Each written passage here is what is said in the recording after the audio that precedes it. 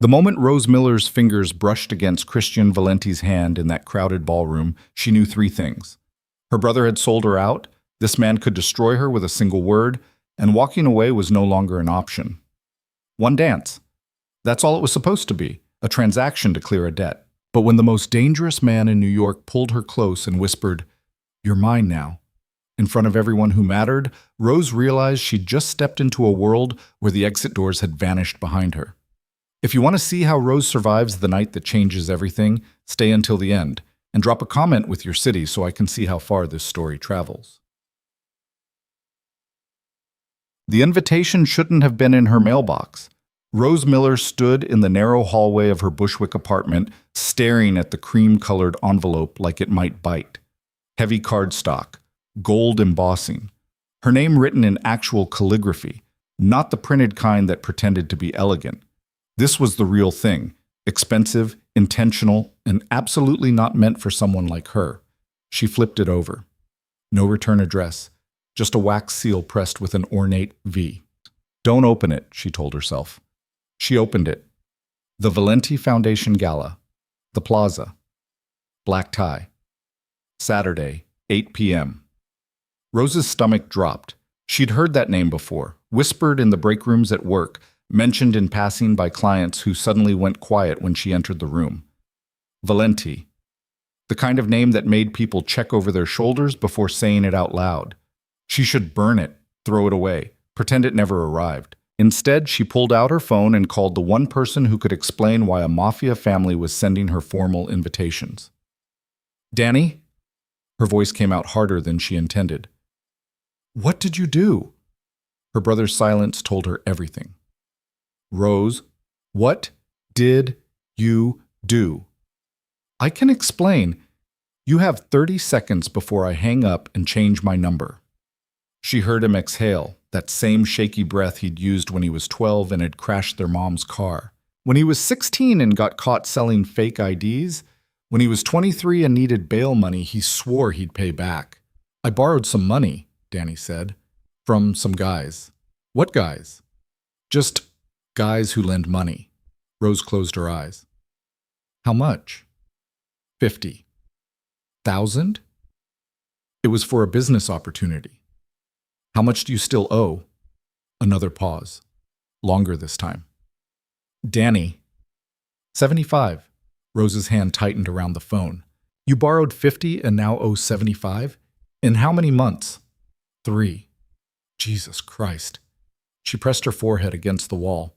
"And let me guess, these guys are connected to the Valentes." "I didn't know that when I borrowed it. I swear, Rose, I thought they were just regular—" "There are no regular loan sharks, Danny. There are only stupid ones and connected ones, and you somehow found the worst possible version. They said if you go to this thing, if you just show up and smile for a few hours, they'll consider the debt paid." Rose's blood went cold. "Consider it paid?" "I have it in writing, sort of. The guy said, 'You got a loan shark's promise? That's what you're banking on?'" "Rose, please, I'm out of options. They're talking about breaking my legs. Or worse. You're good at this stuff. Reading people, handling high-pressure situations. That's literally your job. My job is corporate security consulting, not playing dress-up for the mob. One night, that's all they want. You show up, you're polite, you leave. That's it. And if I don't?" Danny's silence was answer enough. Rose slid down the wall until she was sitting on the floor, the invitation in her lap. She thought about her brother's last visit, how thin he'd looked, how he'd flinched when someone knocked on her door. The bruise on his ribs he'd tried to hide. "If I do this," she said slowly, "you get help. Real help. Rehab, therapy, whatever it takes. And you never borrow money from anyone except a legitimate bank again. Understood?" "I promise. I swear, Rose. I'm not done. You also tell me everything, who these people are, what they want, why they think I'm worth a $75,000 debt." "I don't know why they want you there. The guy just said Christian Valente specifically requested your presence." Rose's mouth went dry. She'd done her research the moment she saw the seal. Christian Valente wasn't just connected. He was the connection. 34 years old, Harvard Business School graduate, and the apparent heir to an empire that stretched from legitimate real estate holdings to decidedly less legitimate operations that the FBI had been investigating for a decade without making a single charge stick. Why would Christian Valente know I exist? I don't know. Maybe he saw your picture or something? My picture. When they were investigating me, making sure I was good for the money, they probably looked into my family, and you're pretty enough to be interesting. I wasn't going to say it like that. Rose laughed, but there was no humor in it. You just sold your sister to the mob to pay off your gambling debts. It's not like that. That's exactly what it's like. She stood up, her decision made. I'm going. But Danny, if this goes wrong, if I end up dead in the Hudson because you couldn't keep your shit together, I'm haunting you for the rest of your miserable life. Thank you, Rose. Thank you so much. I'll never... She hung up. The Plaza Hotel looked like something out of a movie Rose couldn't afford to see. She'd passed it 100 times on her way to client meetings in Midtown, but she'd never been inside. Now, standing in front of the gilded entrance in a dress she'd panic bought from a consignment shop in Soho, she felt like an actress who'd wandered onto the wrong set. The dress was black, because, of course it was, with a neckline that was just low enough to be interesting without being obvious. She'd found it for $200, which was still more than she'd ever spent on clothing in her life. But apparently, you couldn't crash a Mafia gala in a pantsuit from Target. Invitation? The doorman wore a tuxedo that probably cost more than her monthly rent. Rose handed over the cardstock, fighting the urge to snatch it back and run. He scanned it with a device that looked like something from a sci-fi movie, then nodded. Welcome, Ms. Miller. The ballroom is on the second floor. No turning back now. The grand ballroom was everything the name promised. Crystal chandeliers the size of compact cars. Marble floors that reflected the light like still water. And people. Hundreds of them, all dressed like they'd stepped out of a fashion magazine's idea of old money. Rose accepted a glass of champagne from a passing waiter and tried to blend into the crowd. She'd done this before, sort of. Corporate events where she was paid to observe, to notice who talked to whom, to identify security risks before they became problems. This was the same thing, just with higher stakes and better jewelry. You're staring. Rose turned to find a woman in her 60s standing beside her. Elegant didn't begin to cover it. She wore a deep burgundy gown that probably cost more than Rose's car, and diamonds that definitely did. Her silver hair was pulled back in a style that managed to be both severe and stunning. Sorry, Rose said. It's my first time here. I can tell.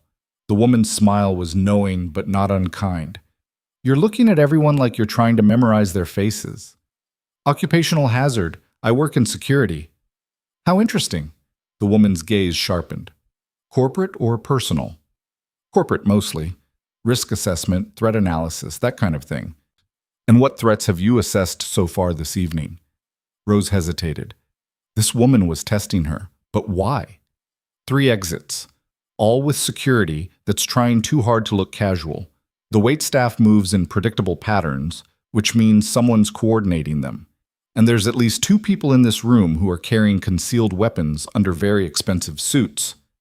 The woman laughed, a genuine sound that made several nearby conversations pause. You have good eyes, my dear. I'm Lucia Valente. Rose's champagne glass nearly slipped from her fingers. Christian Valente's mother. The woman who, according to every article Rose had frantically read in the past 3 days, was the real power behind the Valente empire. The one who'd taken over when her husband died and turned a struggling operation into something that rivaled the legitimate businesses it hid behind. Rose Miller, she managed. It's an honor to meet you. Is it? Lucia's expression was unreadable. Most people who receive their first invitation to our events are terrified. You seem merely cautious. I'm good at hiding fear. I respect that. Lucia took a sip from her own glass. Whiskey, Rose noticed, not champagne. My son will want to meet you. Your son? Christian. He's the reason you're here, after all. Rose's pulse kicked up. About that, I'm not sure why I was invited. My brother had some financial difficulties, but I don't see how attending a party... Your brother is an idiot who makes terrible decisions. Lucia's tone was matter of fact, not cruel. But his debt was forgiven 3 days ago. You're not here because of what he owes. You're here because my son asked for you specifically. The floor felt unsteady beneath Rose's feet. The debt is forgiven? Completely. He still can't borrow from our associates again. We have standards, but the money is gone. Whatever happens tonight, it's not about Daniel Miller's poor judgment. Rose's mind raced. If the debt was cleared, then why? He's watching you right now, Lucia said quietly. From across the room. He has been since you walked in. Rose followed the older woman's subtle nod and found him immediately. Christian Valente stood near the far wall, surrounded by men in expensive suits who all seemed to lean slightly in his direction, like plants towards sunlight. He was tall. She'd known that from photos, but pictures didn't capture the way he held himself. Perfect posture that somehow didn't look stiff. A dark suit that fit like it had been made specifically for his body, because it probably had. And eyes that were locked on her with an intensity that made her breath catch. He said something to the men around him without breaking eye contact with Rose, and they scattered like he'd waved a magic wand. Then he started walking toward her. "Good luck, my dear," Lucia murmured. "Try not to bore him. He has such little patience for boring people." Rose wanted to ask what the hell that meant, but Lucia had already glided away, leaving her alone in the middle of the ballroom as Christian Valente closed the distance between them. He moved like violence wrapped in expensive fabric. Not aggressive, exactly, but deliberate. Like every step was calculated. People moved out of his way without seeming to realize they were doing it, conversations pausing as he passed. Rose forced herself to stand still, to not fidget with her glass or smooth down her dress or do any of the nervous things her body wanted to do. She'd negotiated with corporate executives who thought they were untouchable. She'd stared down security threats without blinking. She could handle one man, no matter how dangerous he was supposed to be. Then he stopped in front of her and she realized she'd been lying to herself. Up close, Christian Valente was devastating. Dark hair that was just slightly too long to be conventional. Sharp features that would have looked harsh if not for the mouth that suggested he knew how to smile when he wanted to. And those eyes, dark brown, almost black in the ballroom lighting, that looked at her like he was reading a book only he could see. "Rose Miller." His voice was low, controlled. "You came. I was invited. You were ordered." He tilted his head slightly. "By your brother's poor decisions and your own sense of obligation. There's a difference. Your mother said the debt was forgiven. 3 days ago." Rose's anger flared. "Then why am I here?" "Because I wanted to meet the woman who's been investigating me for the past 72 hours. Her blood went cold. I wasn't... You Googled me 47 times, read 18 different articles, watched 3 news clips, and you tried, unsuccessfully, to access sealed court records from my father's trial." He said it without emotion, like he was reading from a grocery list. "Your digital footprint is impressively thorough for someone who supposedly works in corporate security." Rose's mind raced for an explanation, an excuse, anything that wouldn't make her sound like a stalker or an idiot. "I was doing my homework. On me. On the situation I was walking into. And what did you learn?"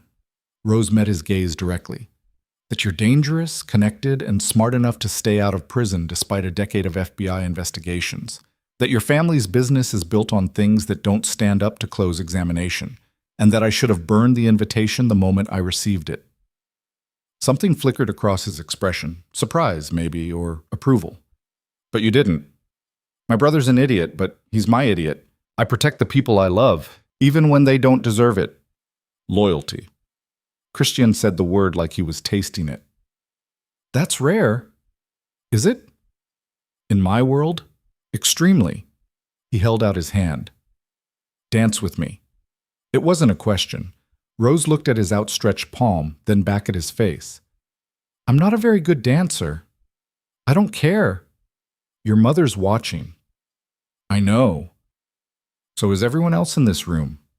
"Yes." Rose set down her champagne glass on a nearby table, her hand only shaking slightly.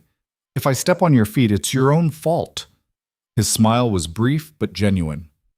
Noted. The moment his hand touched hers, everything else seemed to fade. He led her onto the dance floor with the same deliberate grace he'd used to cross the room, and suddenly they were moving, his hand at her waist, her palm against his. "You lied," he murmured, close enough that she felt his breath against her ear. You're an excellent dancer. I took lessons when I was 12. My mom thought it would make me more graceful. Did it work? I can throw a punch without telegraphing. Does that count? His laugh was quiet, meant only for her. Where did you learn to fight? Brooklyn. You learn fast or you learn to run? And which did you choose? Rose looked up at him, surprised to find real curiosity in his expression. Both. Depends on the situation. Smart. His hand tightened slightly at her waist, not possessive, but present. Your brother told you about the debt. He told me showing up here would clear it. He didn't mention it was already gone. Would you have come if you'd known? Rose considered lying, then decided against it. Probably not. That's why I didn't tell him to mention it. Christian spun her smoothly, and she caught a glimpse of Lucia watching them with an expression that might have been approval. I wanted you here because you're interesting, Rose Miller.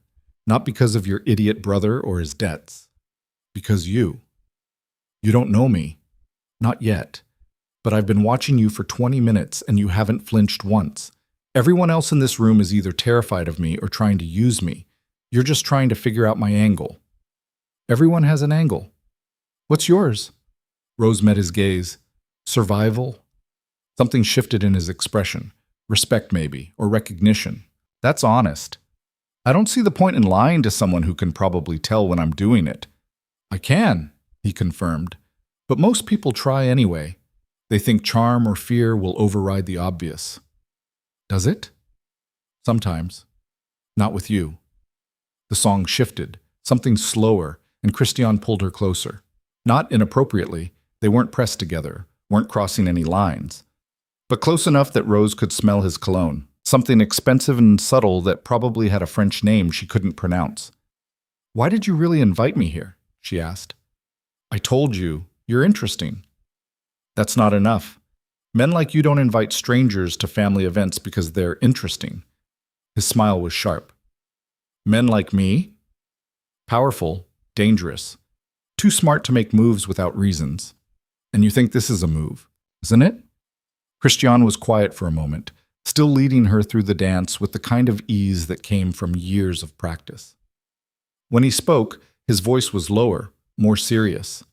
My mother has been after me to find someone for 3 years. Someone suitable, someone who understands what this life requires and won't crumble under pressure. Rose's heart kicked. And you think that's me? I think you walked into a room full of people who could destroy you with a phone call, and you're still standing here asking me direct questions instead of trying to charm your way to safety. That takes either stupidity or courage, and you're not stupid.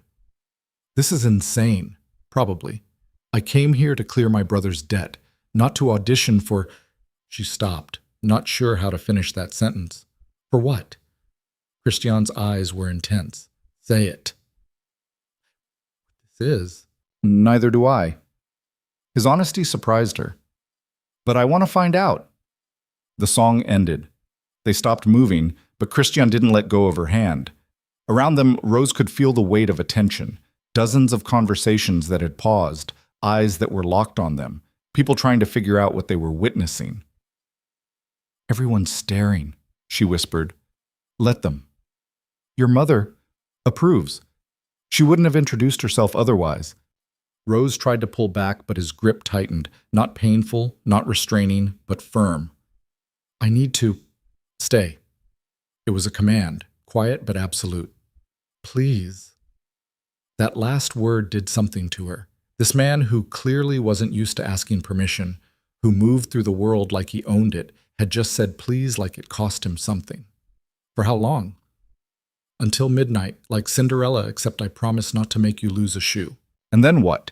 Christian's smile was dangerous and gorgeous and entirely unfair. Then you go home and I call you tomorrow, and we have dinner somewhere that doesn't require you to wear a dress you bought specifically for this occasion.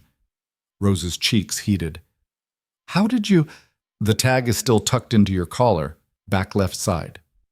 She reached back reflexively, felt the small piece of cardboard she'd forgotten to remove, and wanted to disappear into the floor.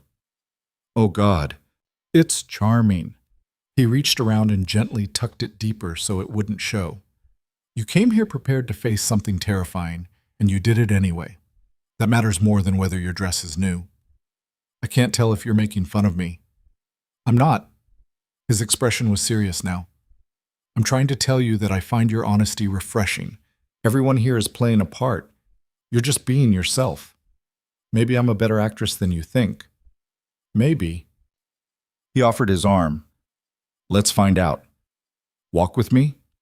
Rose looked at his outstretched arm, then at the room full of people who were definitely still watching, then back at his face.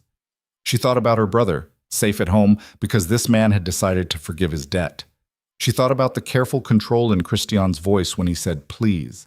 She thought about the fact that she'd Googled him 47 times and he'd noticed. She took his arm. They walked through the ballroom like that, her hand resting on his forearm, his other hand covering hers.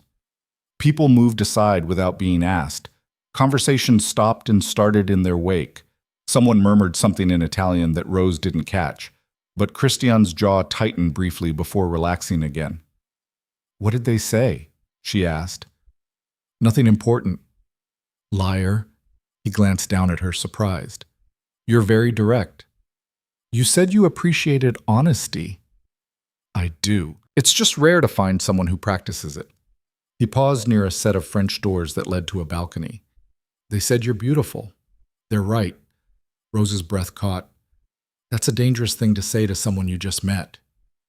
I'm a dangerous man. It fits. Is that supposed to be charming? Is it working? Rose laughed before she could stop herself. I don't know yet. Ask me at midnight. They stepped onto the balcony, and the noise of the party faded behind them. New York spread out below, all lights and movement and noise that somehow sounded quieter from up here. The September air was cool but not cold, carrying the smell of rain that hadn't fallen yet. Why security consulting? Christian asked, leaning against the balcony railing. Why run a criminal empire? Family business. Same answer. He raised an eyebrow. Your family is in security? My dad was NYPD. My mom was a prosecutor. They both died believing the system worked, that good guys win and bad guys lose, and everything in between is just details. Rose looked out at the city. I learned pretty quick that the world doesn't actually work that way. What changed your mind?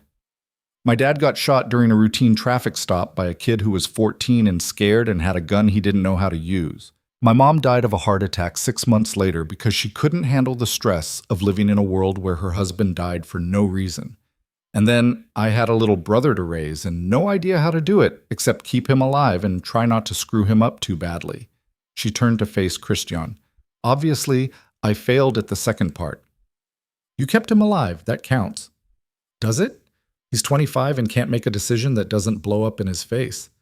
He has a sister who will walk into a room full of predators to save him. That's more than most people have. Rose studied Christian's profile, the sharp line of his jaw, the way he held himself even in a casual lean. You sound like you speak from experience. My father taught me 3 things before he died. How to read people, how to control a room, and how to survive when everyone wants you dead. He looked at her. The first 2 were useful, the last one was essential. How old were you? 16. That's young to lose a parent. That's young to inherit an empire. He said it without self-pity, just fact. My mother held things together until I was old enough to take over. Some people thought she should have kept control. She thought I needed to learn how to lead or die trying. Tough love. The only kind that matters in my world. He turned to face her fully, his back to the city. You're not scared of me. It wasn't a question, but Rose answered anyway. I am. I'm just good at hiding it. Why hide it? Because showing fear to predators is how you get eaten. Christian laughed, a real sound this time, not the controlled chuckle from before. You think I'm a predator. I think you're apex. There's a difference. Explain. Rose chose her words carefully. Predators hunt because they're hungry or bored or both. Apex hunters don't need to chase. They choose their targets and wait for the right moment. Everything else is just theater. And which am I doing with you? I haven't decided yet. He stepped closer, not touching her, but close enough that she had to tilt her head back to meet his eyes. When you do decide, tell me. I'm curious what conclusion you'll reach. Rose's heart hammered against her ribs. This close, she could see the faint scar above his left eyebrow, the way his pupils had dilated slightly, the tension in his shoulders that suggested he was holding himself back from something. "You're trying to intimidate me," she said. "Is it working?"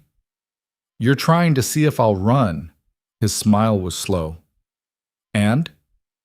"I don't run." Rose held his gaze. "I already told you that.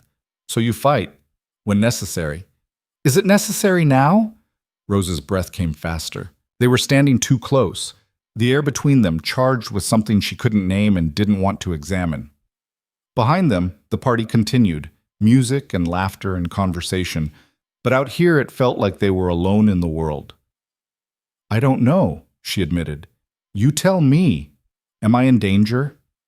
Christian's expression shifted, something unguarded flickering across his features before he locked it down. "Not from me. Never from me." "That's not an answer. It's the only one I can give right now." He reached up and tucked a strand of her hair behind her ear, his fingers barely brushing her skin. "You're not what I expected." "What did you expect?" "Someone who would either try to seduce me or run away. You're doing neither." "Would you prefer that I did?" "No." He dropped his hand. "I prefer this. You're real. Everyone else in there is playing a role they think I want to see. You're just being yourself, and it's—" He stopped, seeming to search for the right word. "Refreshing," Rose supplied, echoing what he'd said earlier. "Dangerous." She blinked. "I'm dangerous?" "To me, yes." He said it like a confession. "Because I want to know more. I want to understand how you think, what you're afraid of, what makes you laugh. I want things I haven't wanted in years, and we've known each other for less than an hour." Rose's mouth went dry. "That's insane. I know. You already said that. I was going to say intense. That too." He stepped back, giving her space. "I'm sorry. I didn't bring you out here to corner you or make declarations. I just wanted to talk away from—" He gestured vaguely toward the ballroom. "All the witnesses? All the expectations." He ran a hand through his hair, a gesture that seemed unconscious and entirely human. "In there, I'm Christian Valente, and that comes with assumptions about what I want and how I'll get it. Out here, I can just be a person?" Something like that. Rose felt something shift in her chest. This wasn't the calculated mob boss from the articles she'd read. This was someone younger, more uncertain, trying to figure out how to have a normal conversation with a woman he found interesting.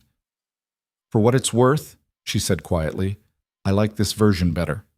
His smile was small, but genuine. "Yeah? Yeah. The intimidating crime lord thing is impressive, but it's also exhausting to be around. This," she gestured between them, "this feels more real." "It is real." He leaned back against the railing beside her, their shoulders almost touching. "Everything else is performance. This is just us." They stood in silence for a moment, watching the city. Rose tried to process everything that had happened in the past hour.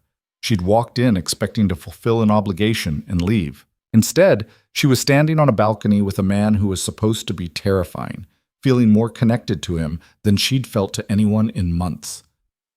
"Can I ask you something?" she said finally. "Anything." "Why me?" "Really, not the interesting part or the courage thing. Why specifically me?" Christian was quiet for so long she thought he might not answer. When he spoke, his voice was careful, measured.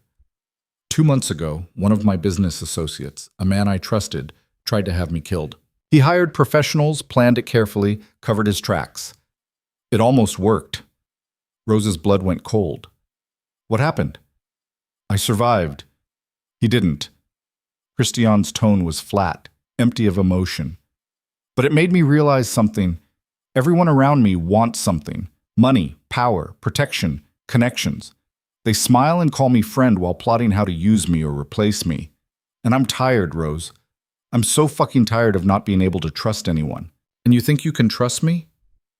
I think you're the first person in years who doesn't want anything from me." He turned to look at her. "You came here for your brother, not yourself.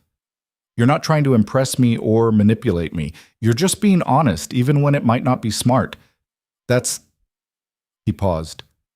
That's something I haven't experienced in a very long time. Rose's chest ached. I don't know what to say to that.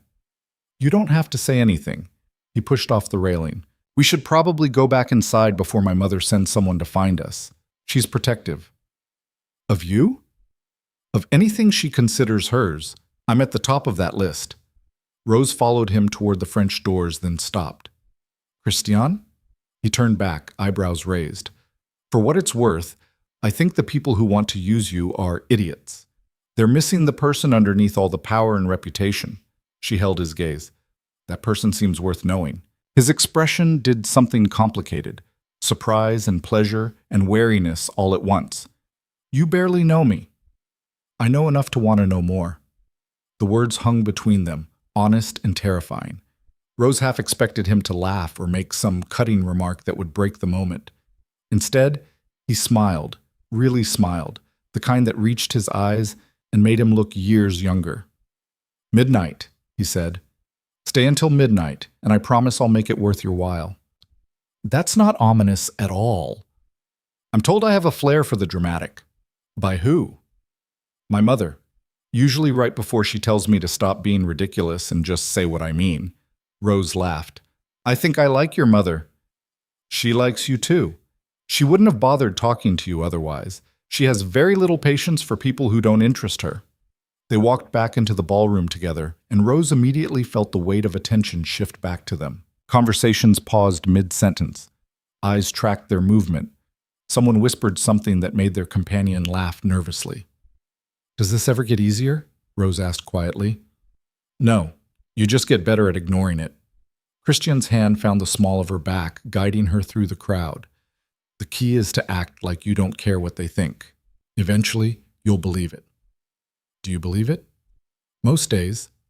They made their way to where Lucia stood talking with an older man in a military uniform. She glanced at them, her expression unreadable, then excused herself from the conversation. Having fun? She asked Rose, though her eyes were on Christian. It's certainly memorable. That's diplomatic. Lucia's smile was knowing. Christian, the senator wants a word. Tell him I'm busy. Tell him yourself. He's approaching from your 6. Christian's jaw tightened, but he didn't turn around. Give me 5 minutes. You have 3. The Russos are arriving, and I won't have an incident because you're distracted. Lucia looked at Rose. You don't mind if I steal my son for a moment? It wasn't really a question, but Rose answered anyway. Of course not. Christian leaned close, his voice low. Don't go anywhere. And don't let anyone convince you to leave. I mean it, Rose. Stay right here. Why do I feel like that's an order disguised as a request? Because it is. He brushed his fingers against hers, brief, almost imperceptible, then turned to face whatever political conversation his mother had arranged. Rose found herself alone in the middle of the ballroom, holding a champagne glass she didn't remember picking up, surrounded by people who were definitely still watching her. This was going to be a long night. Rose had been standing alone for less than 30 seconds when a man materialized at her elbow. Mid-40s, expensive suit that didn't quite fit right, and a smile that reminded her of every sleazy corporate executive she'd ever had to deal with. You must be the mystery woman, he said, his breath carrying the sharp tang of whiskey. Christian's new, what? Girlfriend? Consultant? Entertainment? Rose kept her expression neutral. Rose Miller. And you are? Marcus Delacroix. I handle some business for the Valente family. He said it like she should be impressed. Real estate acquisitions, mostly. The legitimate side of things. How nice for you. He laughed, moving closer than was appropriate. You've got fire. I like that. Most women Christian brings around are either terrified or too stupid to realize what they're walking into. You seem different. Maybe because I'm neither of those things. So, what are you? Marcus's eyes traveled down her dress and back up in a way that made her want to shower. A social climber? Gold digger? Or just someone who likes dangerous men? Rose met his gaze directly. I'm someone who doesn't appreciate being sized up like a stock option. If you'll excuse me. His hand caught her wrist. Not hard enough to hurt, but firm enough to stop her.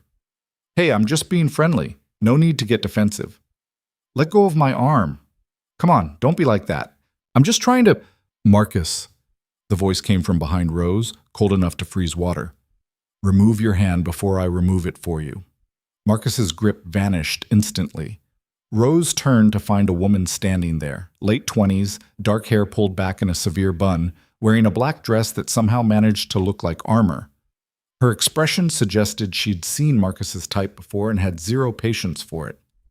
Sophia. Marcus's smile was forced. I was just introducing myself to Christian's guest. By grabbing her? Interesting strategy. Sophia's attention shifted to Rose. Are you all right?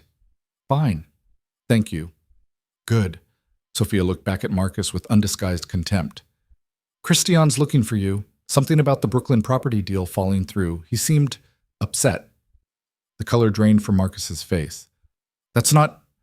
I told him we needed another week. Then I'd suggest you find him quickly and explain that. He's by the north entrance. Third door on your left. Sophia's smile was sharp. Better hurry. You know how impatient he gets. Marcus practically ran toward the indicated door. Sophia watched him go, then turned back to Rose with an expression that was significantly warmer. Sophia Russo. I work with Christian on security matters. And before you ask, no, that wasn't a real emergency. Marcus is just a creep who needed to be elsewhere. Rose couldn't help but smile. Thank you. I was about 2 seconds away from breaking his fingers. I believe you. You have that look. Sophia gestured to a quieter corner of the ballroom. Come on, you look like you could use a minute away from the vultures. They settled near a window that overlooked the street below. Sophia produced 2 glasses of champagne from a passing waiter and handed one to Rose. So, Sophia said, you're the one everyone's talking about. Apparently. I didn't realize I was that interesting. You walked in on Christian's arm, danced with him in front of his mother, and then disappeared onto a private balcony for 20 minutes. In this world, that's basically a marriage announcement. Rose nearly choked on her champagne. That's insane. I just met him tonight. Doesn't matter. Christian doesn't dance. He doesn't take women to private balconies, and he certainly doesn't look at anyone the way he was looking at you. Sophia's expression was curious but not unkind. You must be something special. I'm really not. My brother owed money. I showed up to help clear a debt that was apparently already cleared, and now I'm standing in a ballroom trying to figure out what the hell is happening. Welcome to the Valente world. Nothing makes sense until suddenly it does, and by then you're too deep to walk away.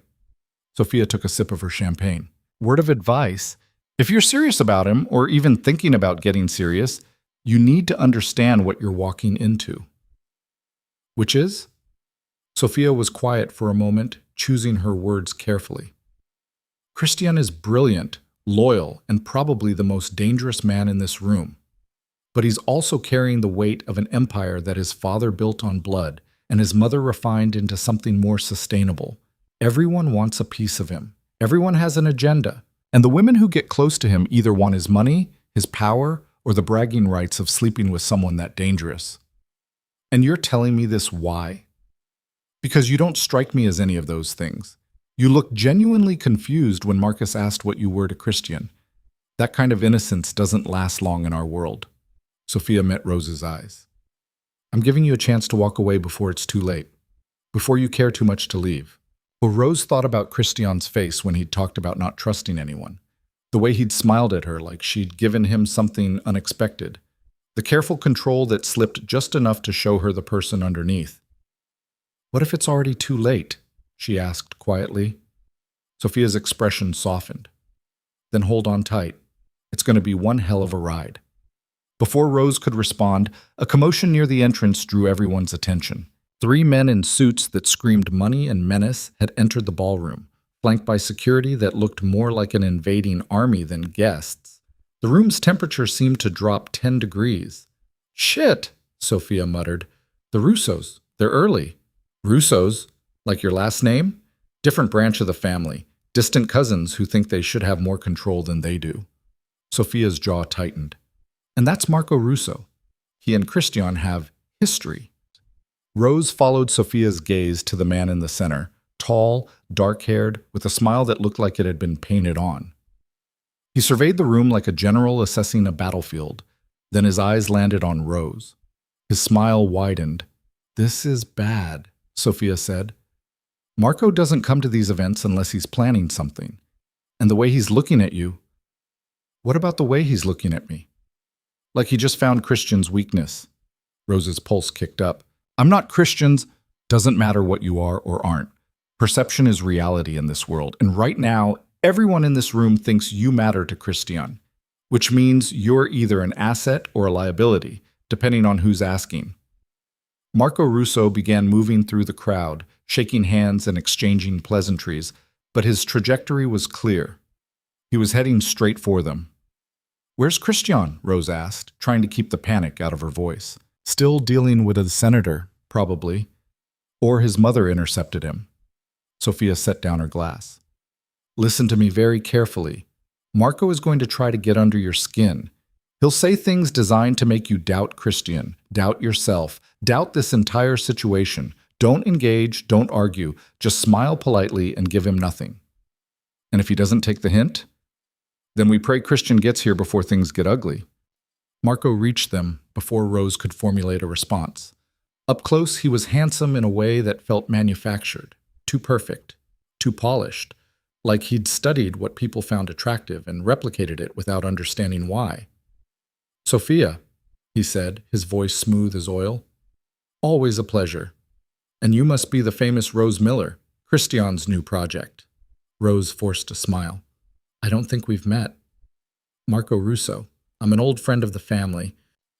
He extended his hand and Rose had no choice but to shake it. His grip was firm, possessive, holding on just slightly too long. I have to say you're causing quite a stir tonight. That wasn't my intention. No? Then why accept an invitation to the most exclusive event of the season? Why dance with Christian in front of everyone who matters? Why disappear with him to a private balcony? Marco's smile never wavered. Those don't strike me as the actions of someone who wants to avoid attention. I came because I was invited. Everything else just happened. Nothing just happens in Christian's world. Surely you're smart enough to realize that. Marco leaned in slightly, lowering his voice. Let me guess. Your brother had some financial troubles. Christian offered to make them disappear in exchange for your company tonight. Classic move. He loves playing the hero. Rose's temper flared, but she remembered Sophia's warning. My brother's debts were cleared before I arrived. Christian told me himself. Did he? Marco's eyebrows rose. How generous. And what does he expect in return, I wonder? Nothing. Everyone wants something, sweetheart. The question is what price you're willing to pay when the bill comes due. He glanced at Sophia. Would you excuse us? I'd like to speak with Rose privately. No, Sophia said flatly. Marco's expression hardened for just a moment before the smile snapped back into place. It wasn't really a request. And my answer wasn't really negotiable. Sophia moved slightly, positioning herself between Rose and Marco. Rose is under Christian's protection, which means she's under mine. If you want to talk to her, you do it here, with me present. Christian's protection, Marco laughed. Marco, is that what we're calling it now? How long did it take him to make that claim? An hour? 2? That's enough. The voice came from behind them, and Rose felt relief flood through her at the sound. Christian stood there, his expression controlled but his eyes blazing. Behind him, 2 men in dark suits had materialized. Security, Rose realized, though they weren't making a show of it. Marco, Christian said calmly, you're early. The Russo family wasn't expected until 9. I like to be punctual. It's a virtue. Marco's smile was all teeth. I was just getting acquainted with your lovely companion. Rose, was it? Leave her alone. We were just talking. Nothing inappropriate, I assure you. Marco's eyes flicked between Christian and Rose. Though I have to admit, I'm curious. What makes this one so special? She's pretty, sure, but you've had prettier. She doesn't have the pedigree of your usual companions. So what is it? The challenge? The novelty of someone who doesn't know what you are?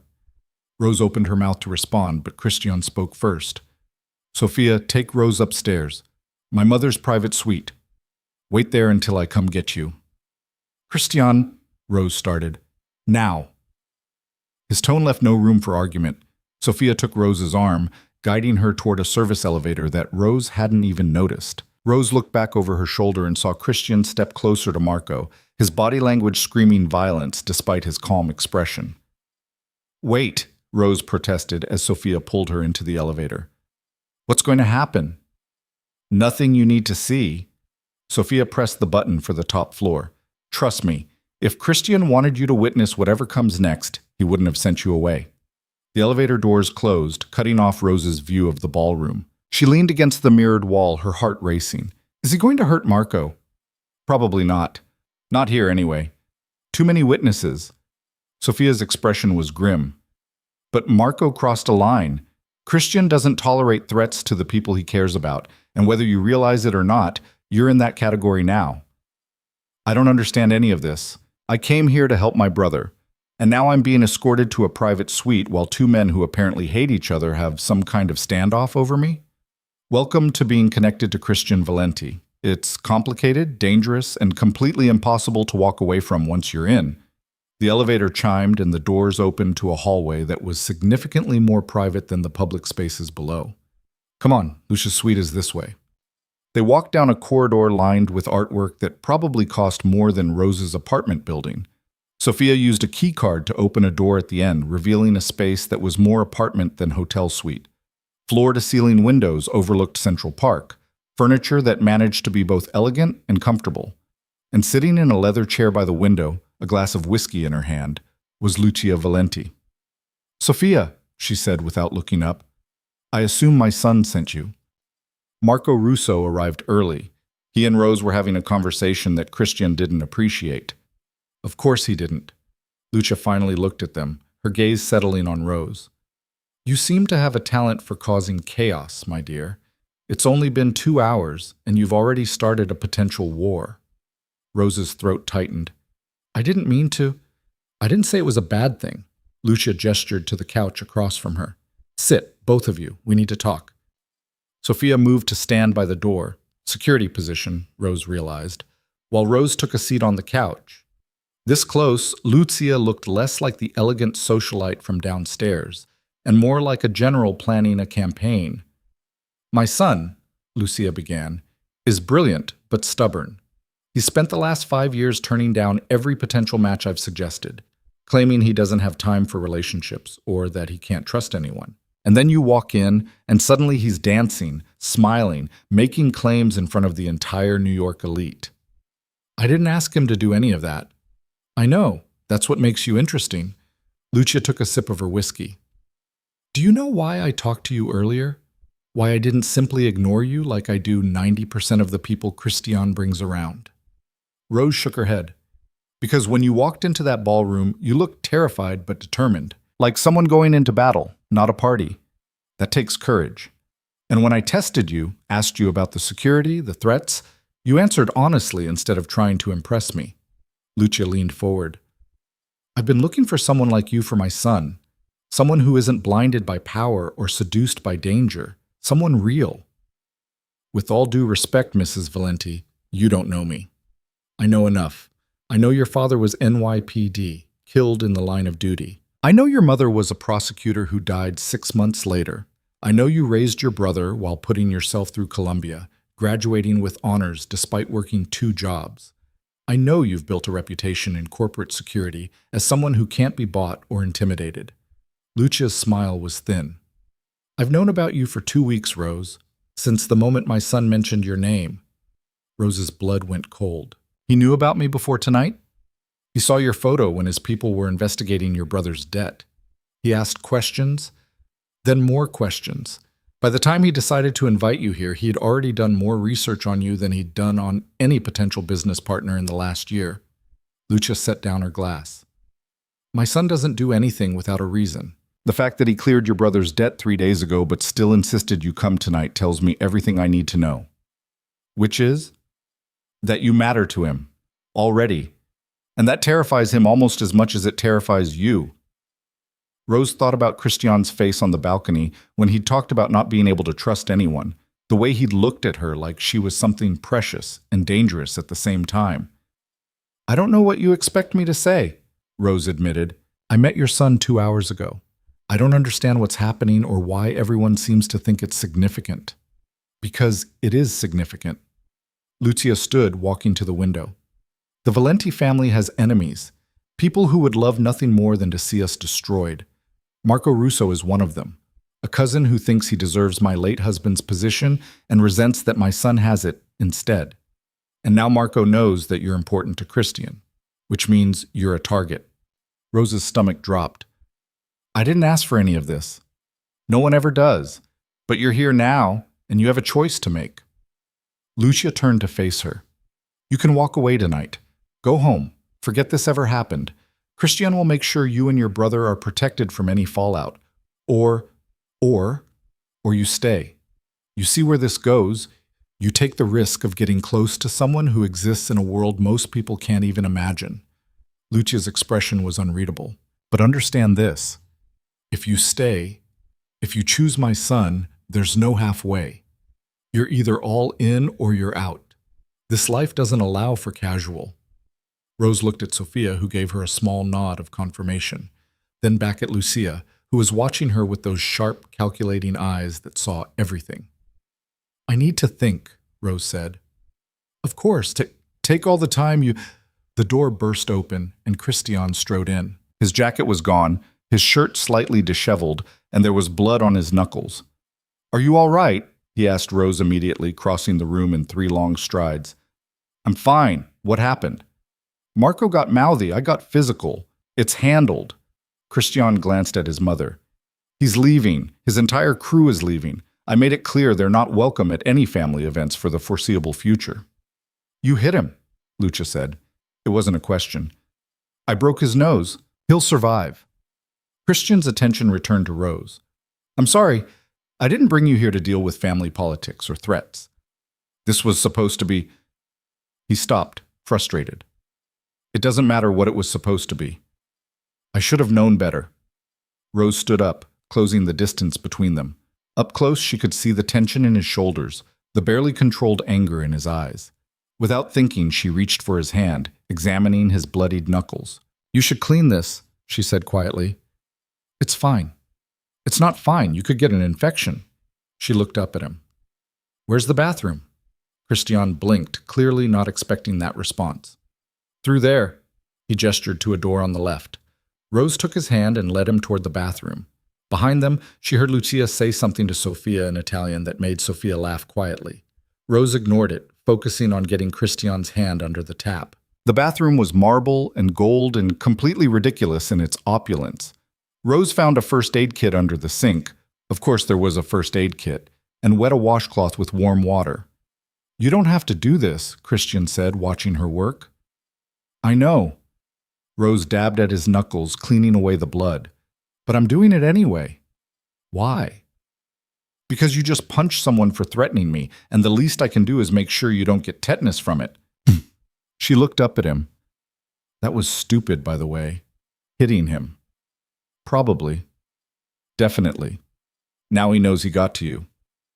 Christian's jaw tightened. He called you my weakness. Said you were just another pretty distraction that I'd discard when I got bored. I wasn't going to let that stand. So you hit him. I broke his nose. There's a difference. His expression softened slightly. I don't let people disrespect the things that matter to me. Rose's hands stilled. Is that what I am? A thing that matters? You know you are. He turned his hand over, catching hers. I told you on the balcony, you're real. Everything else in my life is strategy and calculation and wondering who's going to betray me next. But you... He stopped, seeming to struggle for words. You looked at me tonight like I was just a person, not a weapon, not a commodity, not a stepping stone. Just someone you were trying to understand. Do you have any idea how rare that is? Rose's throat tightened. Your mother told me I have a choice. Walk away tonight or commit to seeing where this goes. She's right, you do. And if I choose to walk away? Christian's expression went carefully neutral. Then I make sure you and your brother are protected, and I let you go. No strings, no obligations, no threats. You go back to your life, and I go back to mine. That simple? That simple. He paused.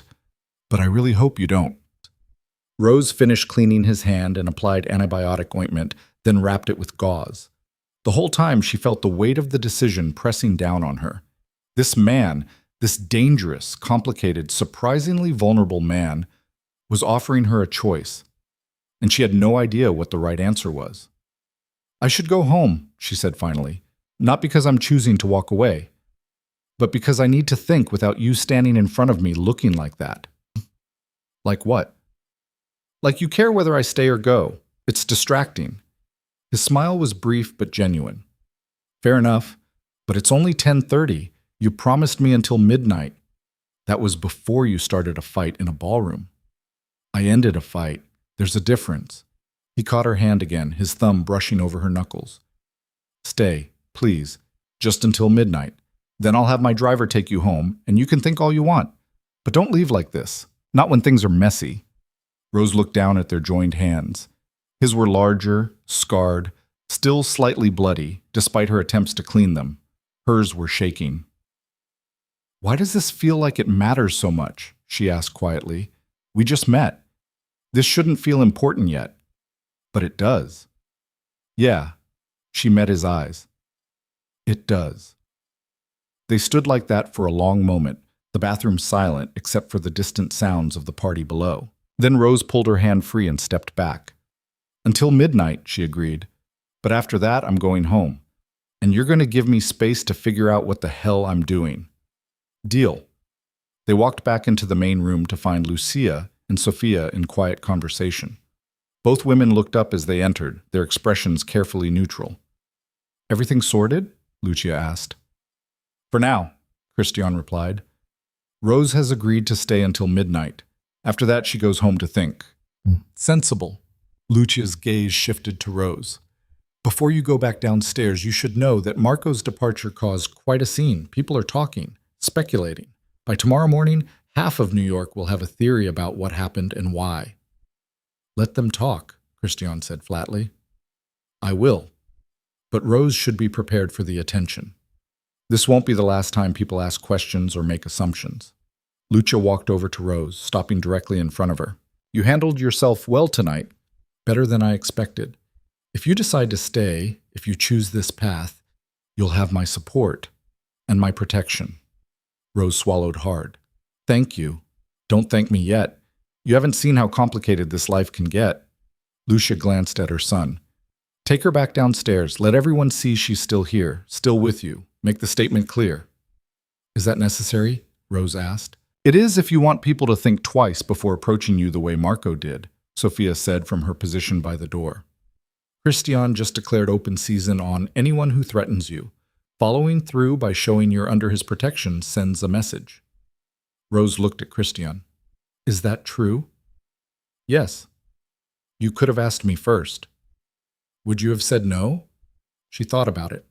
Probably not, but I would have liked the option. Noted. He offered his arm. Ready to face the masses again? Not even a little bit. Let's go. They made their way back to the elevator, leaving Lucia and Sophia behind. The ride down was quiet, the tension between them palpable but not uncomfortable. When the doors opened back into the ballroom, Rose immediately felt the shift in atmosphere. Everyone was staring. Conversation stopped mid-sentence. A few people actually backed away as Christian led her back into the room. This is worse than before, Rose muttered. They're afraid, Christian said quietly. Not of you. Of what it means that I'm willing to fight for you. That's insane. That's my world. He guided her toward the bar. What do you want to drink? Something strong enough to make the next hour tolerable. He smiled. Whiskey it is.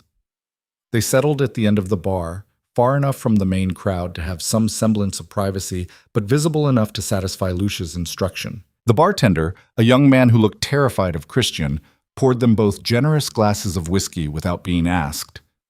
Does everyone react to you like that? Rose asked, nodding toward the bartender's retreating back. Like what? Like you might kill them if they pour the wrong drink. Christian shrugged. Reputation precedes me. Can't really blame them. Have you? Killed someone? He looked at her directly. Yes. Rose's breath caught. She'd suspected, of course. You didn't run an organization like his without getting blood on your hands. But hearing him confirm it so casually was different. Do you want details? He asked. Or would you prefer not to know? I don't know. She took a sip of whiskey, letting it burn down her throat. Part of me wants to understand. The other part thinks ignorance might be safer. Safer for who? For both of us, probably. Christian was quiet for a moment, studying his glass. When he spoke, his voice was low enough that only she could hear. I've killed 3 people.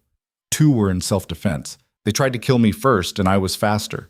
The 3rd was the man who ordered my father's murder. I tracked him down 2 years after my father died, and I put a bullet in his head while he was eating dinner. Rose's hands tightened around her glass. Why are you telling me this?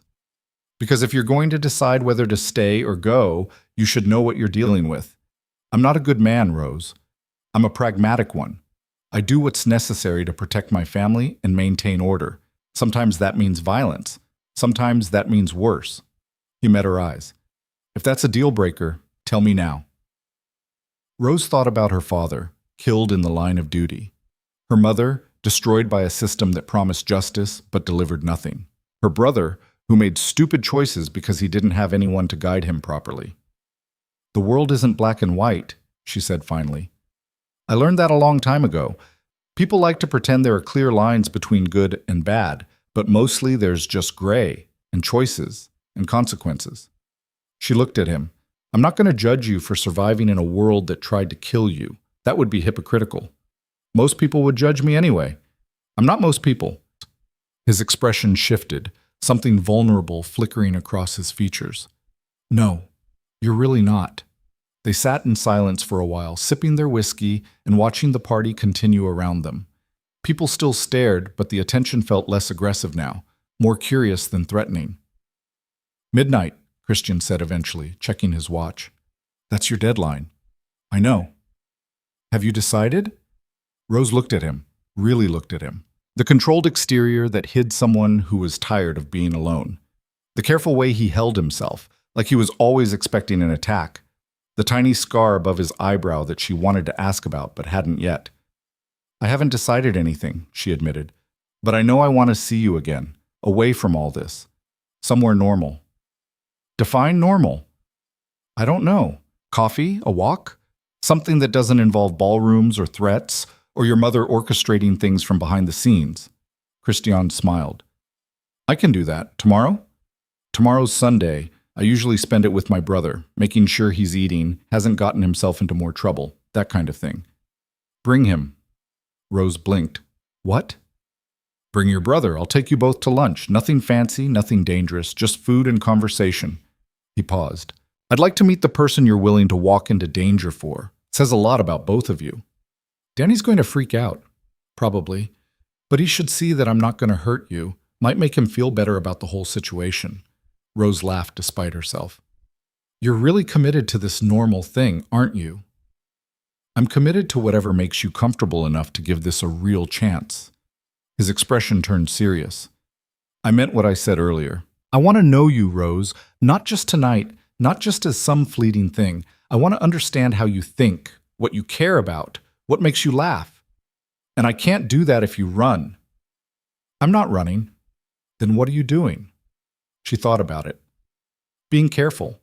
Making sure I'm not making a terrible decision because you're good-looking and said nice things. Fair. He finished his whiskey. For what it's worth, I think you're being smart.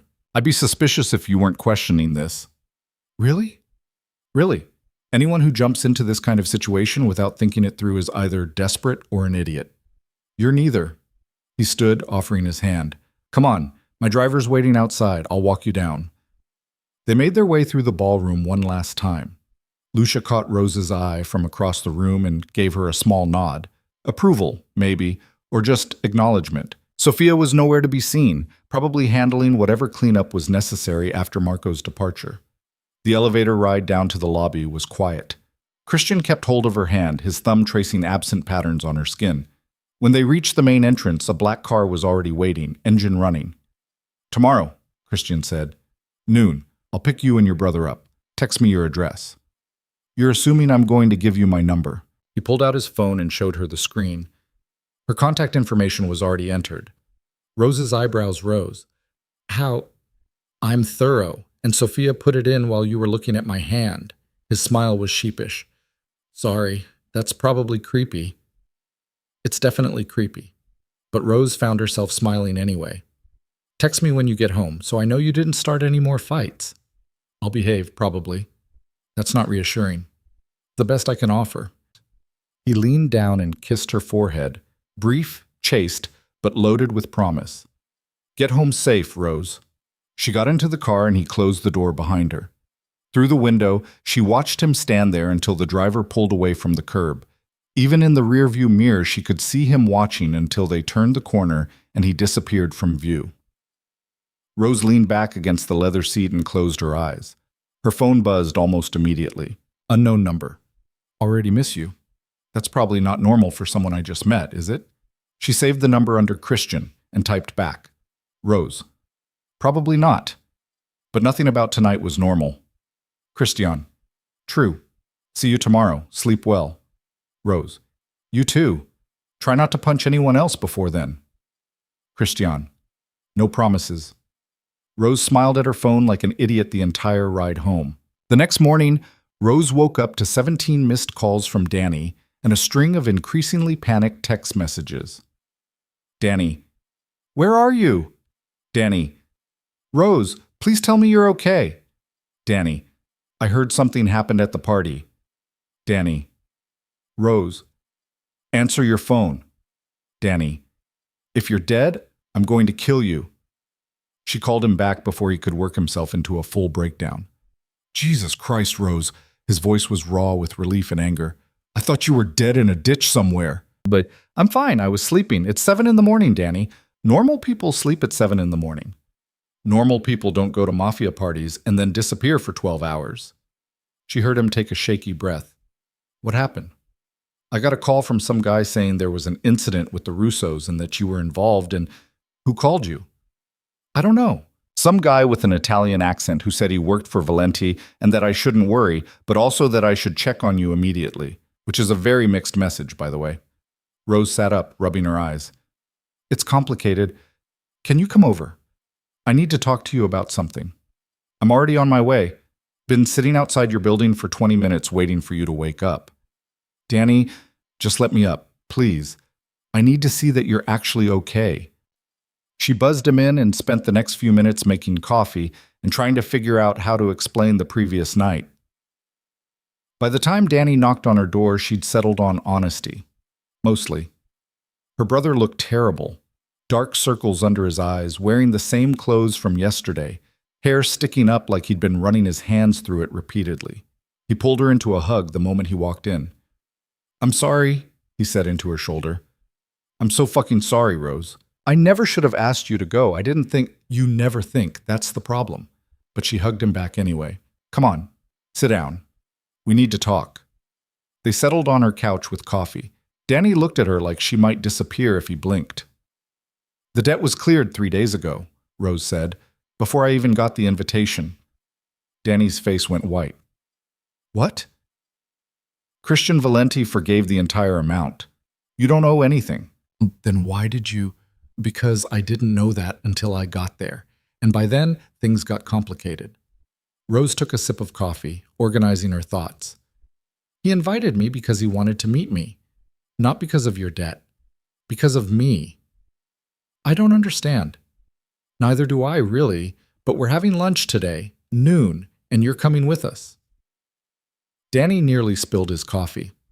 I'm what? You heard me. Christian wants to meet you. And before you freak out, it's not a threat. It's just lunch. Something normal. There's nothing normal about having lunch with Christian Valente.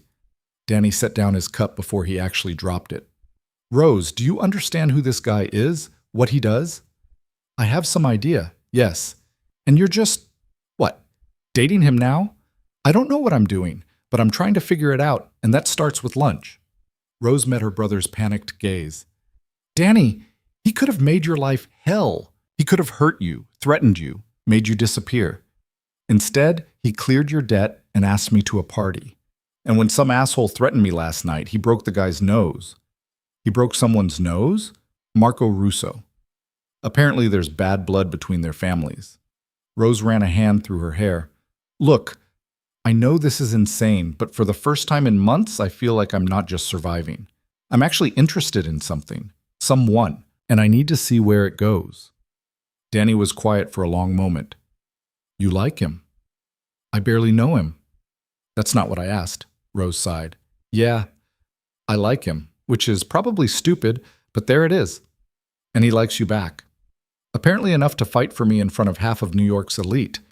So yes, I think he likes me back. Danny leaned back against the couch, processing. This is so far beyond anything I can even comprehend. My sister is dating a mob boss. I'm not dating anyone yet. We're having lunch. With his mother's approval based on what that guy said on the phone, he specifically mentioned that Mrs. Valente wanted to make sure you were protected. Danny looked at her. Rose, these people don't do casual. If he's introducing you to people, making public claims, having his guys check on you through me, that's serious. I know. And you're okay with that? Rose thought about Christian's face when he talked about not trusting anyone. The careful way he'd held her hand. The vulnerability underneath all that control. I'm terrified, she admitted, but I'm also curious. And maybe a little tired of always playing it safe. Playing it safe is how you've kept us alive this long. And look where that got us. You're in debt to loan sharks. I'm working myself to death, and neither of us has had a real relationship in years because we're too busy surviving. Rose leaned forward. Maybe it's time to try something different. Danny rubbed his face. Okay, fine. I'll come to lunch. But if he threatens me or pulls out a gun or does any mob boss shit, I'm leaving. Deal. Rose checked her phone. We have 4 hours. You should go home, shower, change. Wear something nice, but not too nice. And Danny? Yeah? Thank you for caring enough to sit outside my building at 7 in the morning. His smile was tired but genuine. You're my sister. Of course I care.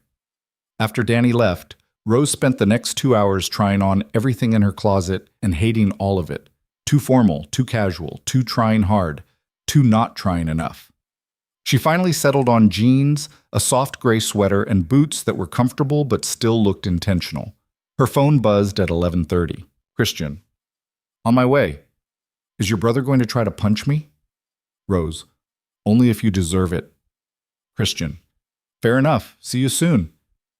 She met them outside her building at noon exactly. Christian pulled up in a car that was expensive but not ostentatious, black, sleek, but not the kind that screamed money. Danny stood beside her, practically vibrating with nervous energy.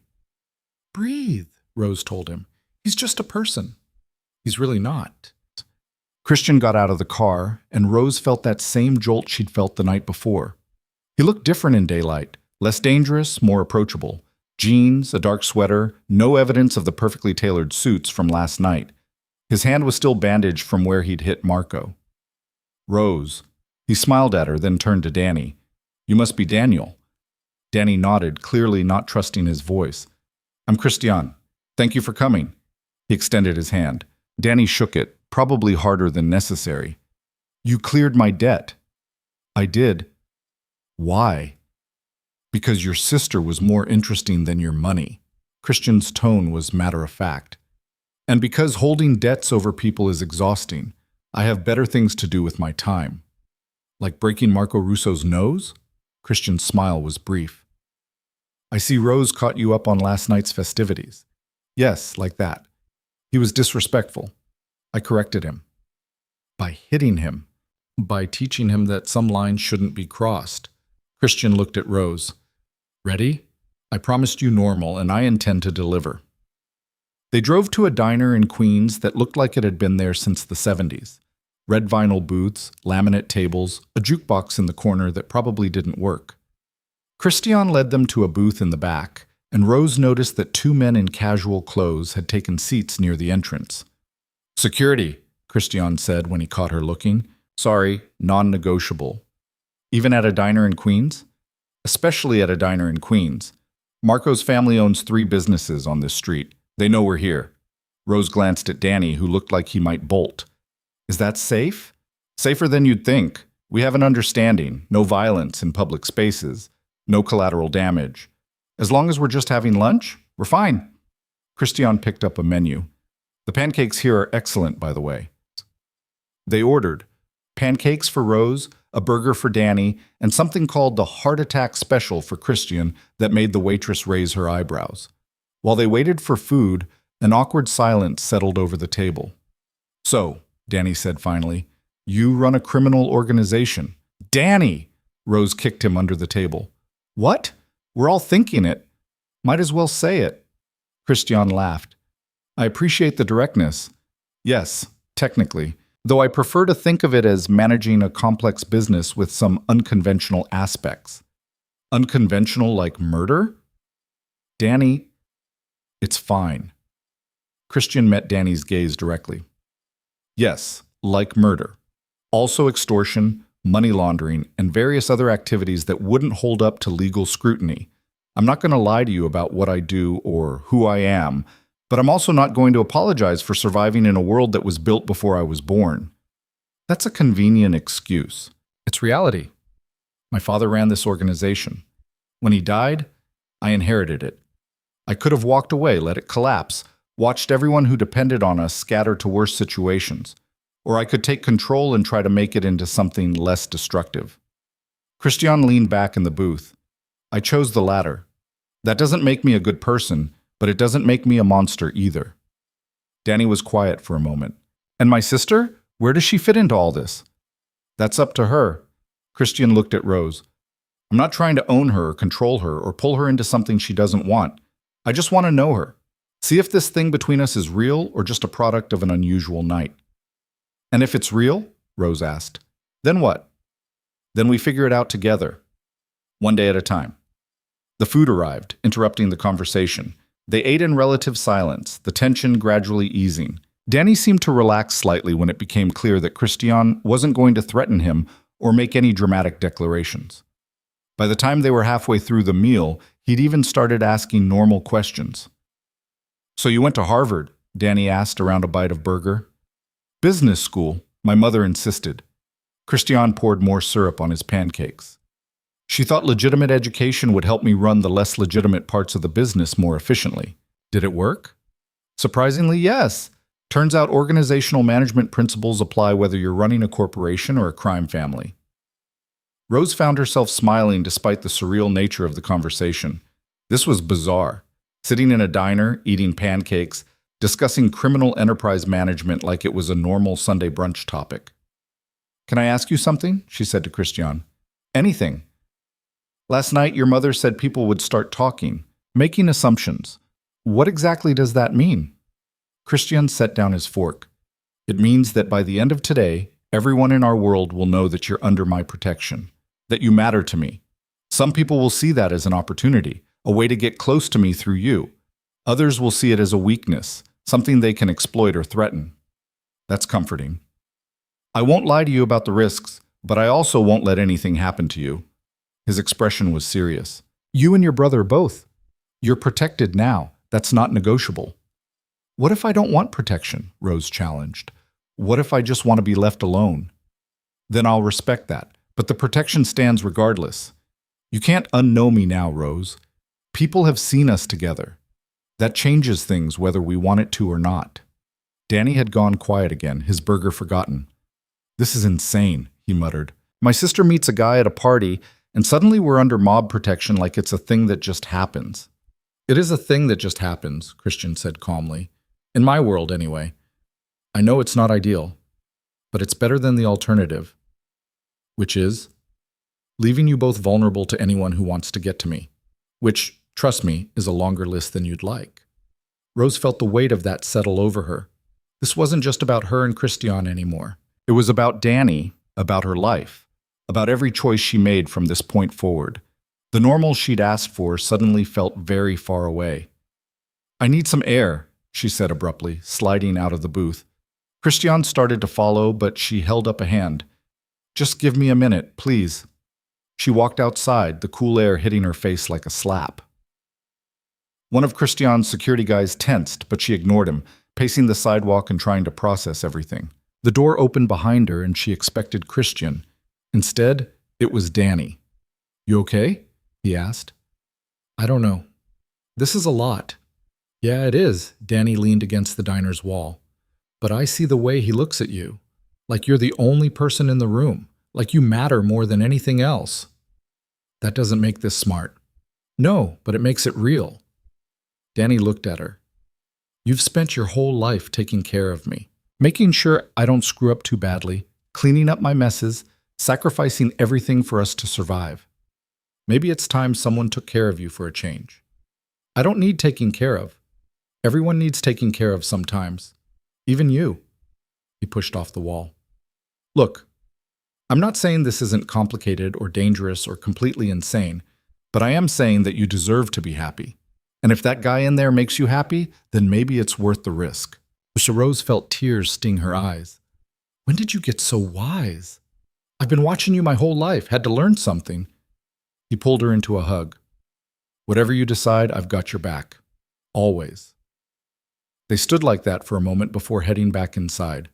Christian was still in the booth, his expression carefully neutral, but Rose saw the tension in his shoulders. "Sorry," she said, sliding back in beside him. "I just needed a minute. I understand. This is overwhelming." He paused. "If you want to call this off, walk away. Pretend last night never happened. I'll understand that too."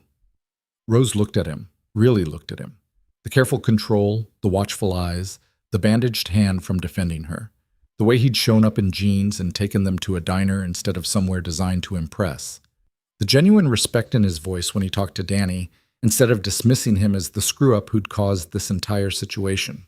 "I don't want to walk away," she heard herself say, "but I need to understand what I'm walking into. Really understand it." "What do you want to know?" "Everything.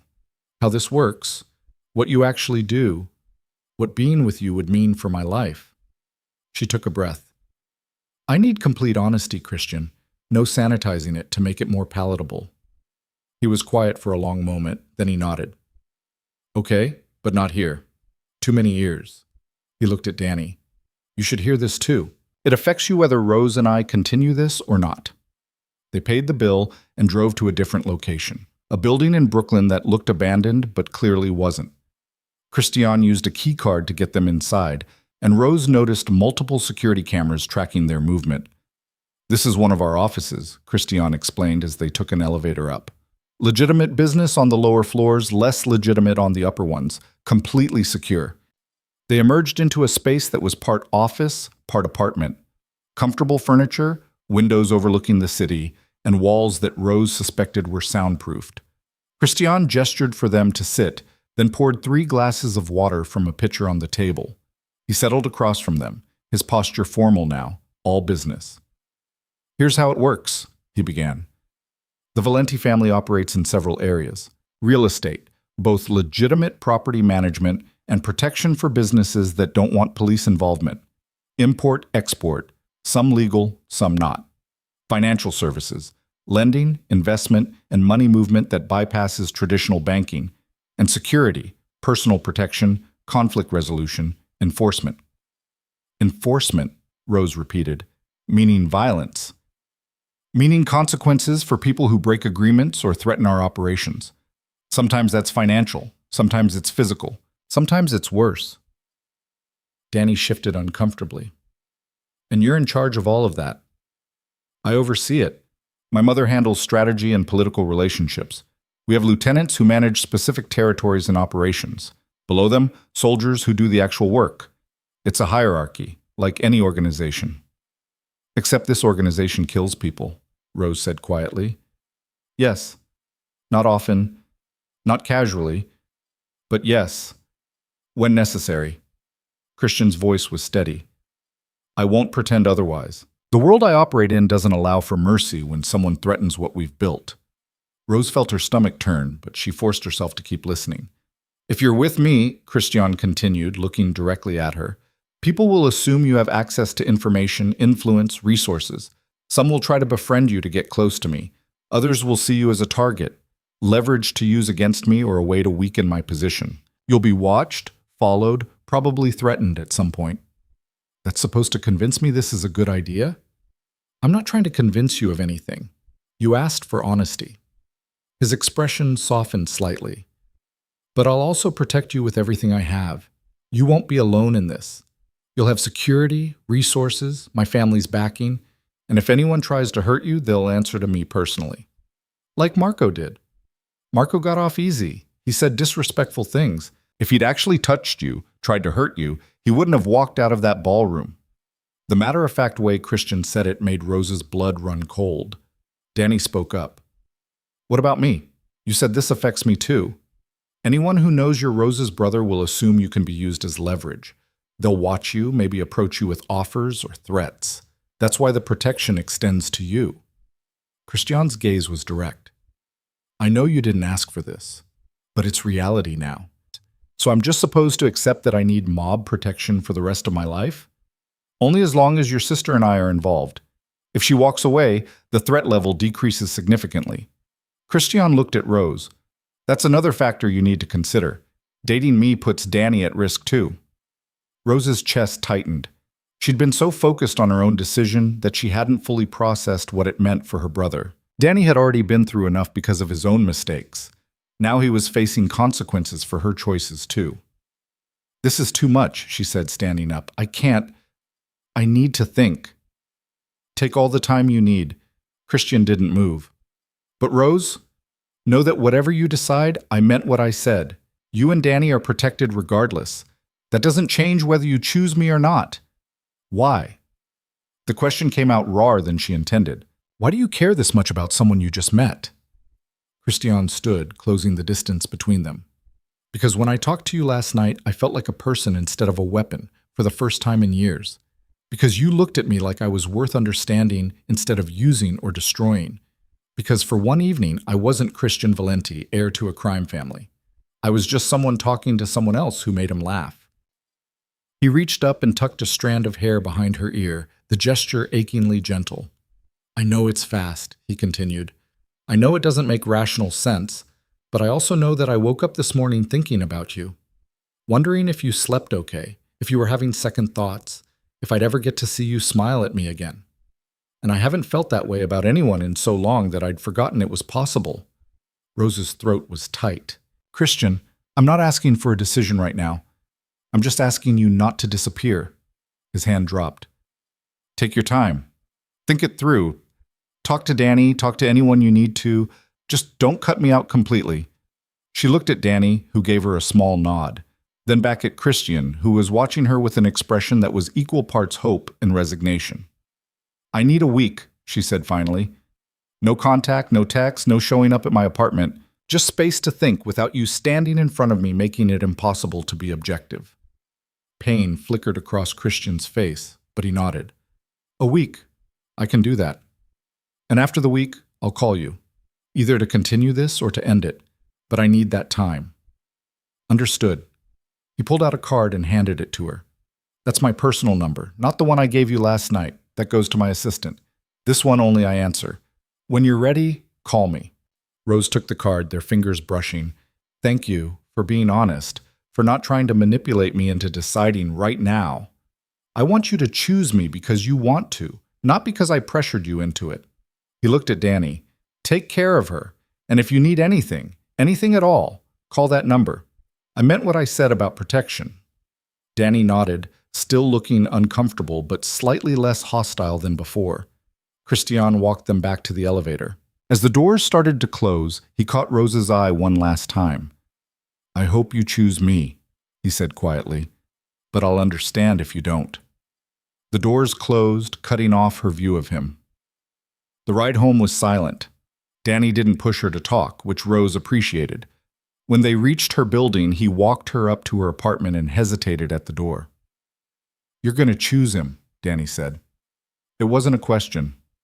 I don't know yet. Yes, you do. You're just scared. He smiled sadly. It's okay to be scared and still do it anyway. You taught me that. When did I teach you that? Every time you went to work after Mom died. Every time you dealt with my shit instead of giving up on me. Every time you chose to keep fighting instead of letting the world break us. He hugged her. Whatever you decide, I love you.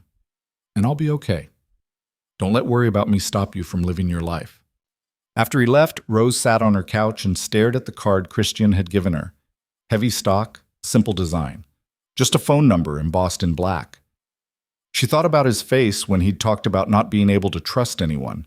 The way he'd smiled at her like she was something precious.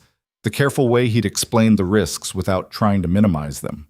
She thought about Danny's words, about deserving to be happy, about someone finally taking care of her instead of the other way around.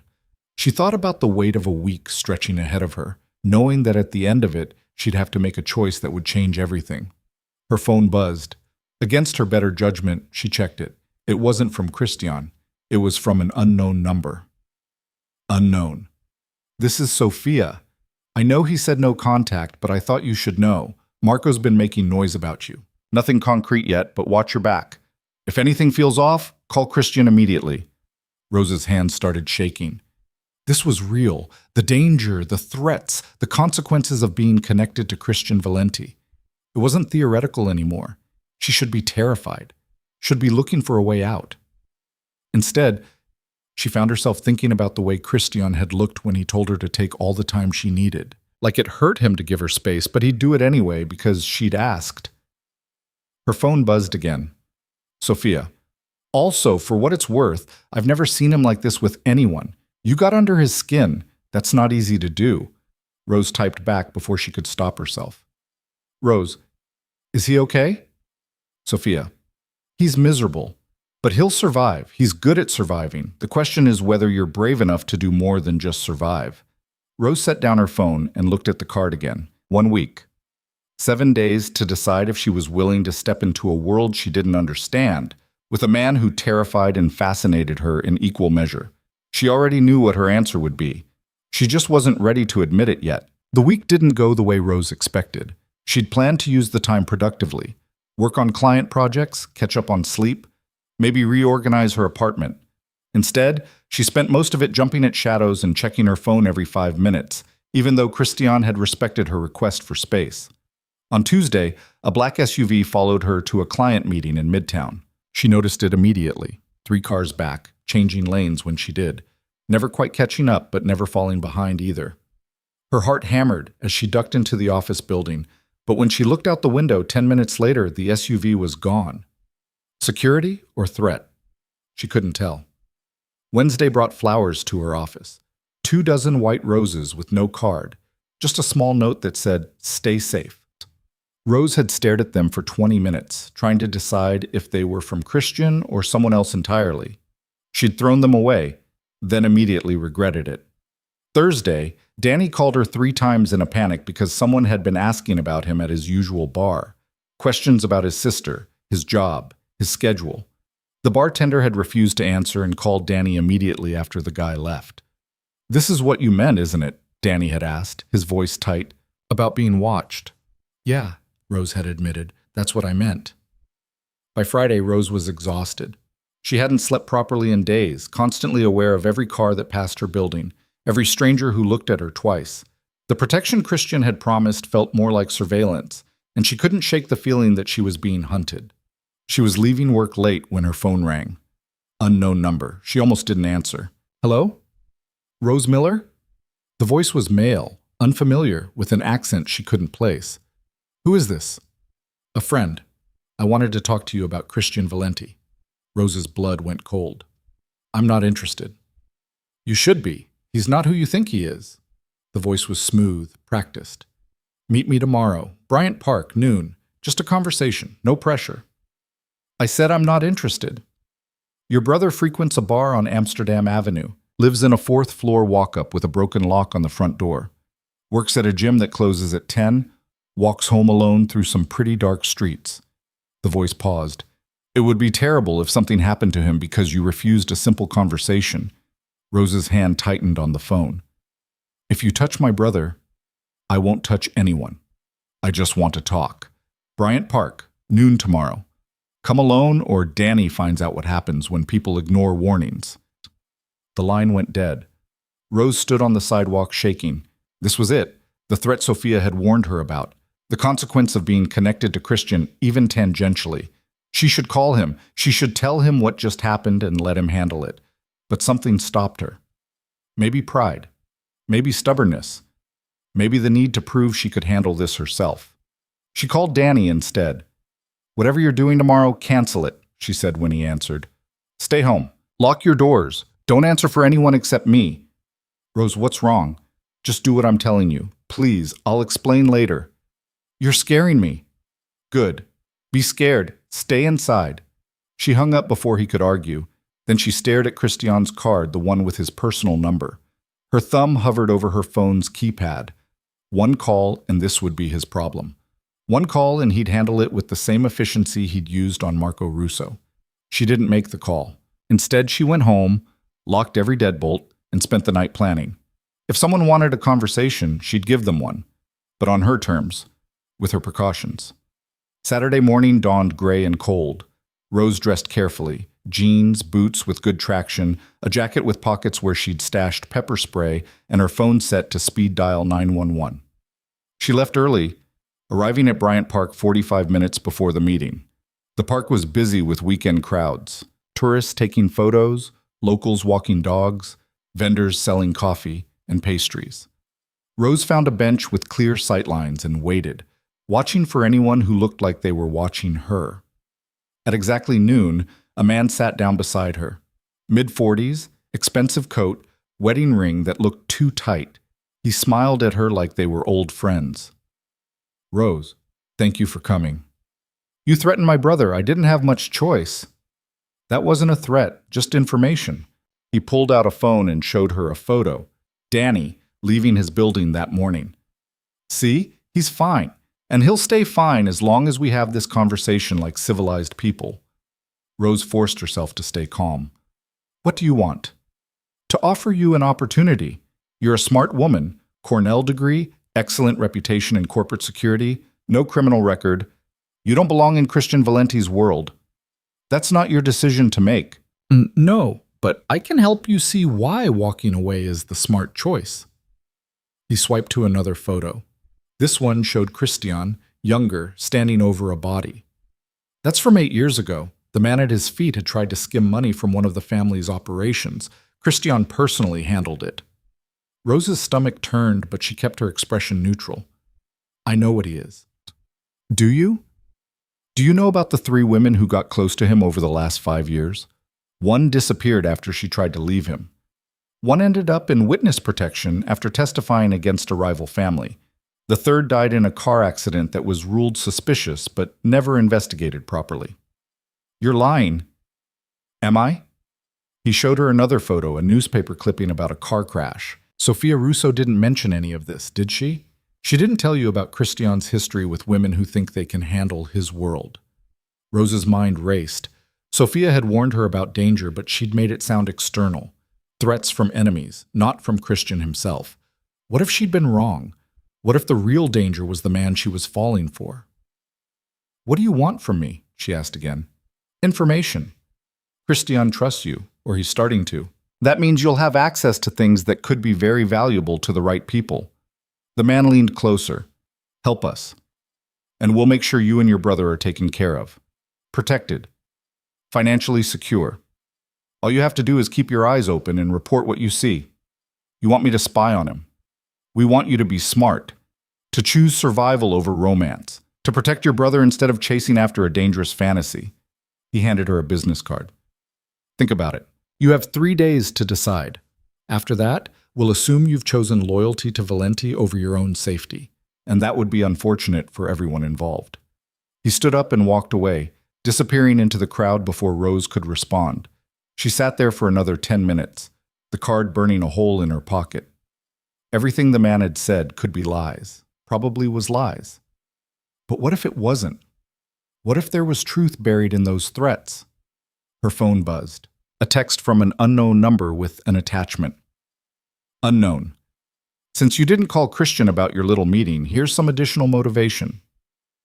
The accident that killed woman number 3? Brake lines were cut. Police report is attached. Think carefully about who you're protecting."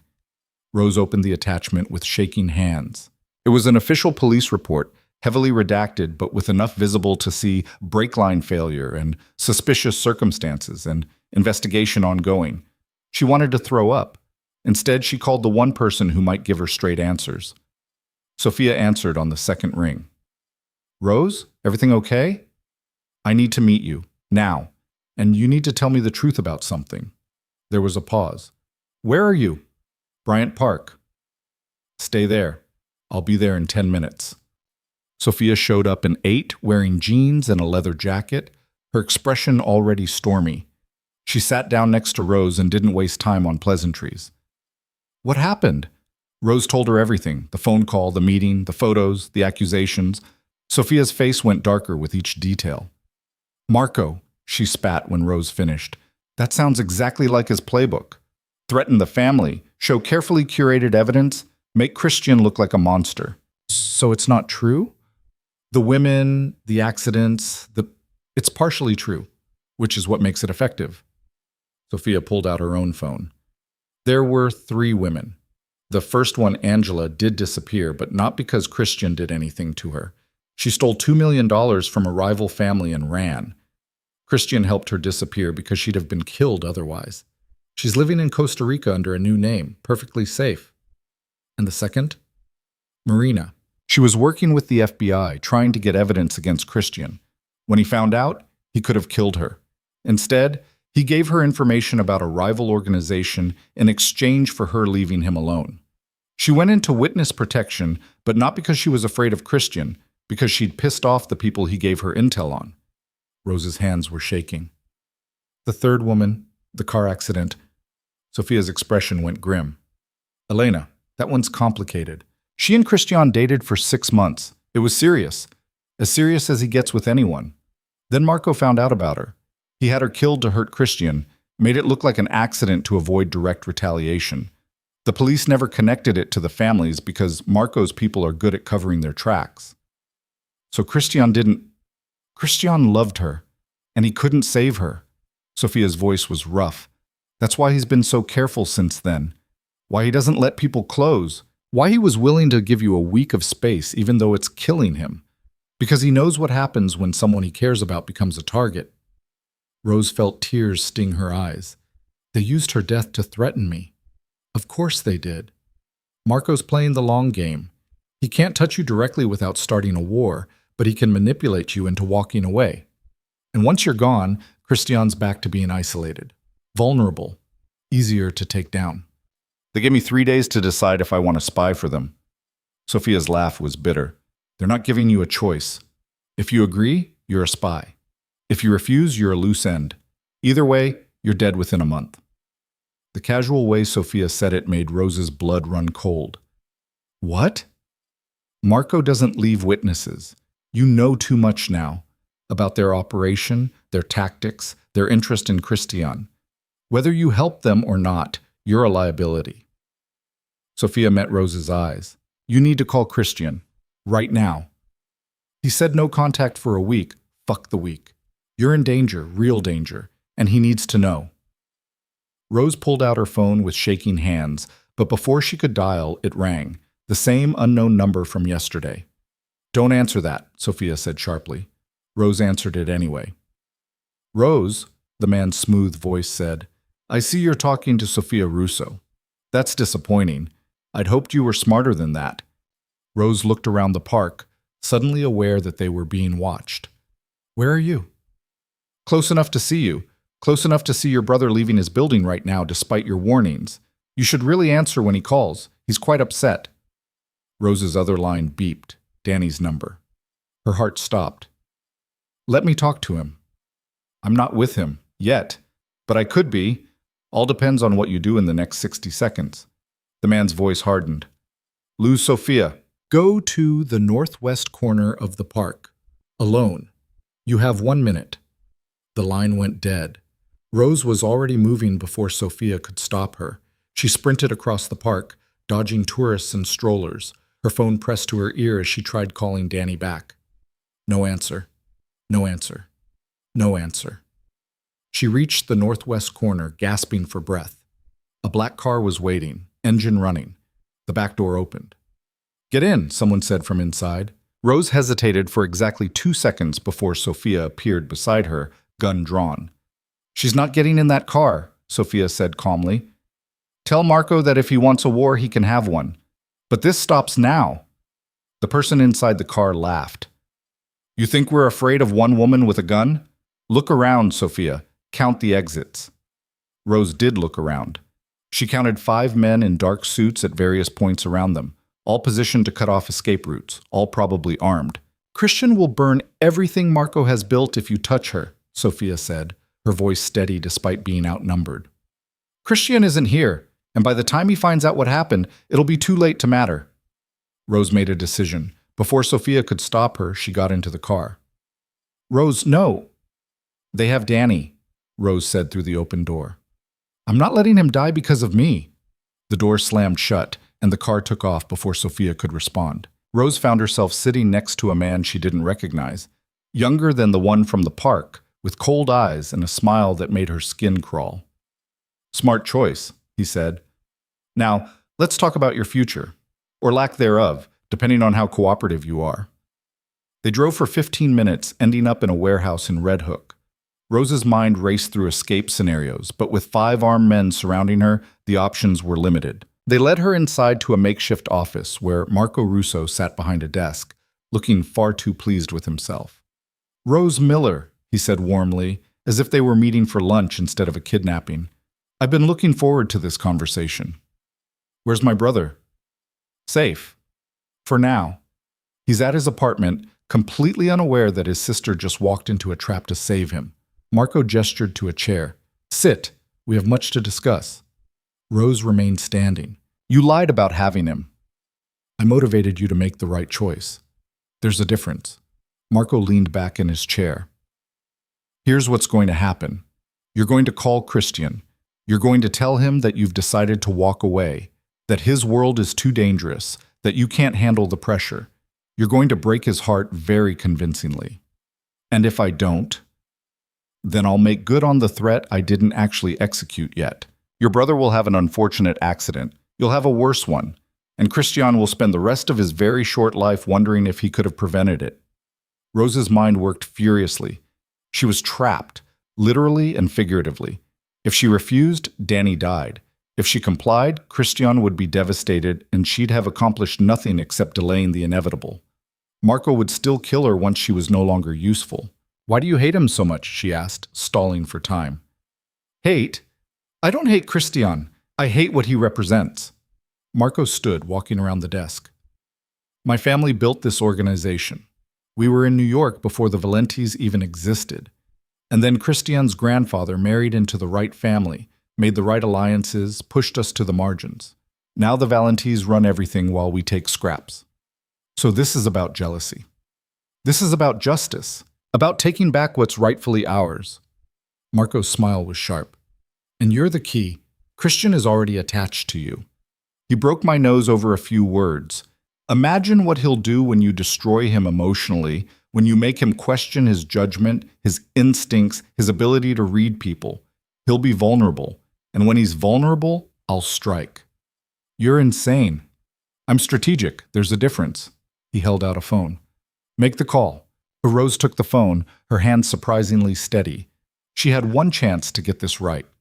One chance to signal Christian without Marco realizing what she was doing. She dialed the personal number Christian had given her.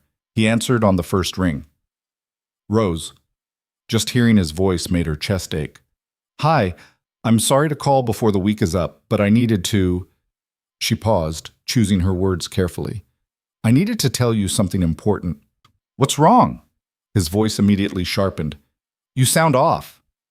I'm fine, She met Marco's eyes, saw him watching her carefully. I've been thinking about what you said, about your world, the danger, everything, and I realized something. What? Christian's voice was careful, controlled. That I can't do this. I can't be what you need. The last week has been terrifying, and I've realized I'm not brave enough for your life. She forced the words out, each one tasting like ash. I'm sorry, Christian, I really am, but I need to walk away while I still can. Silence on the other end. Then, where are you right now? Rose's heart jumped. He knew. Somehow he knew something was wrong. I'm home, she lied. Just sitting here thinking about everything. Rose, his voice was gentle but firm. Tell me where you really are. Marco's expression went cold. He grabbed the phone from her hand. Christian, how nice of you to join us. Marco, Christian's voice could have cut glass. If you've touched her, she's perfectly fine, a bit dramatic, but fine. We were just having a conversation about her future, or lack thereof. Marco smiled at Rose. It turns out she's not quite as willing to cooperate as I'd hoped. Let her go now, and maybe I'll let you live long enough to regret this. You're in no position to make demands. I have your woman. I have leverage. What do you have? I have Sophia tracking Rose's phone. I have 20 men surrounding your warehouse. And I have very little patience left. Christian's voice was deadly calm. You have 60 seconds to walk Rose out of there unharmed. After that, I'm coming in, and I'm not going to be gentle about it. Marco's smile faltered. He walked to the window and looked out. Rose saw his face go pale. You're bluffing. Look at the roof across the street. See the red dot on your chest? That's not a bluff. That's a sniper who's been waiting for my signal since Sophia called me 3 minutes ago. Rose's breath caught. 3 minutes ago would have been right when she got into the car. Sophia had somehow gotten word to Christian faster than Rose could have imagined. Marco's hand went to his chest, feeling for the laser sight he couldn't see but knew was there. If your man shoots me, my men kill her. Your men are currently being disarmed by mine. You're alone, Marco. This is over. As if on cue, the sounds of a commotion erupted from outside the office. Shouts, crashes, the unmistakable sound of a fight. Marco's eyes widened. You're insane, he breathed. You started a war over a woman you met a week ago. I started a war because you threatened what's mine. Christian's voice was ice. Now let her go, or find out exactly how creative I can get with consequences. Marco looked at Rose, then at the door, then back at the phone. For a moment, Rose thought he might actually try to fight his way out. Instead, he laughed, a bitter, defeated sound. She's going to destroy you, he told Rose. Not because she wants to, but because that's what happens to everyone who gets close to Christian Valente. They die, or they run, or they wish they'd never met him. That's my risk to take, Rose said quietly. The door burst open. Christian strode in, flanked by 4 men with guns drawn. His eyes went immediately to Rose, scanning her for injuries. Are you hurt? No, I'm okay. He crossed the room in 3 strides and pulled her against him, one hand cradling the back of her head. You terrified me, he said into her hair. When Sophia called and said you got into that car. I'm sorry. They said they had Danny. Danny's fine. He's in my car with Sophia right now, wondering why I dragged him out of his apartment at gunpoint. Christian pulled back enough to look at her face. You should have called me. The second they threatened you, you should have called. I didn't want to need rescuing. Too bad. You're getting rescued anyway. He looked at Marco, who was standing very still with 3 guns pointed at him. You and I are going to have a very long conversation about boundaries and consequences, but first, I'm getting Rose somewhere safe. What about him? Rose asked, looking at Marco. He's going to learn what happens when you threaten the people I care about. Christian's expression was dark. But you don't need to see that. Rose realized he was trying to protect her from witnessing whatever came next. Part of her wanted to argue, to insist she could handle it. The other part, the part that was still shaking from adrenaline and fear, was grateful for the excuse to leave. Okay, she said quietly. Christian led her out of the warehouse and into a waiting car. Danny was indeed in the back seat, looking pale and confused and hugely relieved when he saw her. What the hell is happening? He demanded. Christian showed up with guns, dragged me out of my apartment, wouldn't explain anything. I'll explain later, Rose promised, sliding in beside him. Are you okay? Am I okay? Are you okay? Sophia said something about Marco Russo and a kidnapping and… Later, Christian said, getting in beside Rose. Right now, we're going somewhere secure. Then Rose and I are going to have a conversation about her complete lack of self-preservation instincts. Despite everything, Rose almost smiled. I have excellent self-preservation instincts. That's why I got in the car, to buy time until you could get there. You didn't know I was coming. I was hoping you'd figure it out. You did say you were good at reading people. Christian looked at her for a long moment, his expression unreadable. Then he did something Rose didn't expect. He laughed, actually laughed, the sound surprised out of him. You're going to make my life incredibly complicated, aren't you? Probably. Good. He took her hand, lacing their fingers together. I was getting bored anyway. They drove to the same Brooklyn building from before, but this time Christian led them to a different floor, a fully furnished apartment that was clearly meant for exactly this kind of situation. Danny immediately claimed the couch, still looking shell-shocked. Sophia appeared minutes later with food and a first aid kit, even though none of them were injured. Marco? Rose asked her. Being handled. Christian's having a very pointed conversation with him about respecting boundaries. Sophia's smile was grim. He'll live, but he won't be causing problems again anytime soon. What does that mean? It means Christian is better at consequences than most people realize. Marco will walk away from this, but he'll carry reminders. Sophia looked at Christian. Your mother called. She wants a family meeting tomorrow. Of course she does. Christian rubbed his face. Fine, tomorrow. Right now I need to... He looked at Rose. Can we talk? Privately? Rose nodded, following him into a bedroom and closing the door. The moment they were alone, the carefully maintained control slipped from Christian's expression. Don't ever do that again, he said, his voice rough. Don't ever put yourself in danger like that without calling me first. I was trying to handle it myself. I don't care. I don't care if you're proud or independent or think you can manage everything alone. When someone threatens you, you call me. That's not negotiable. Rose felt her temper flare. You don't get to decide what's negotiable. We're not even together. You gave me a week to think, and I haven't decided anything yet. The week's over. You made your choice the moment you got into that car to protect your brother. Christian moved closer. You think I don't see it? You think I don't understand what you did? You put yourself in danger to buy time because you trusted that I'd figure it out and come for you. That's not the action of someone who's walking away. That's the action of someone who didn't have any other options. You had options. You could have called the police. You could have run. You could have done a dozen things that didn't involve walking into a trap. His hands came up to cup her face. But you chose to trust me, and I need you to keep choosing that every time, no matter what. Rose's throat was tight. You scared me.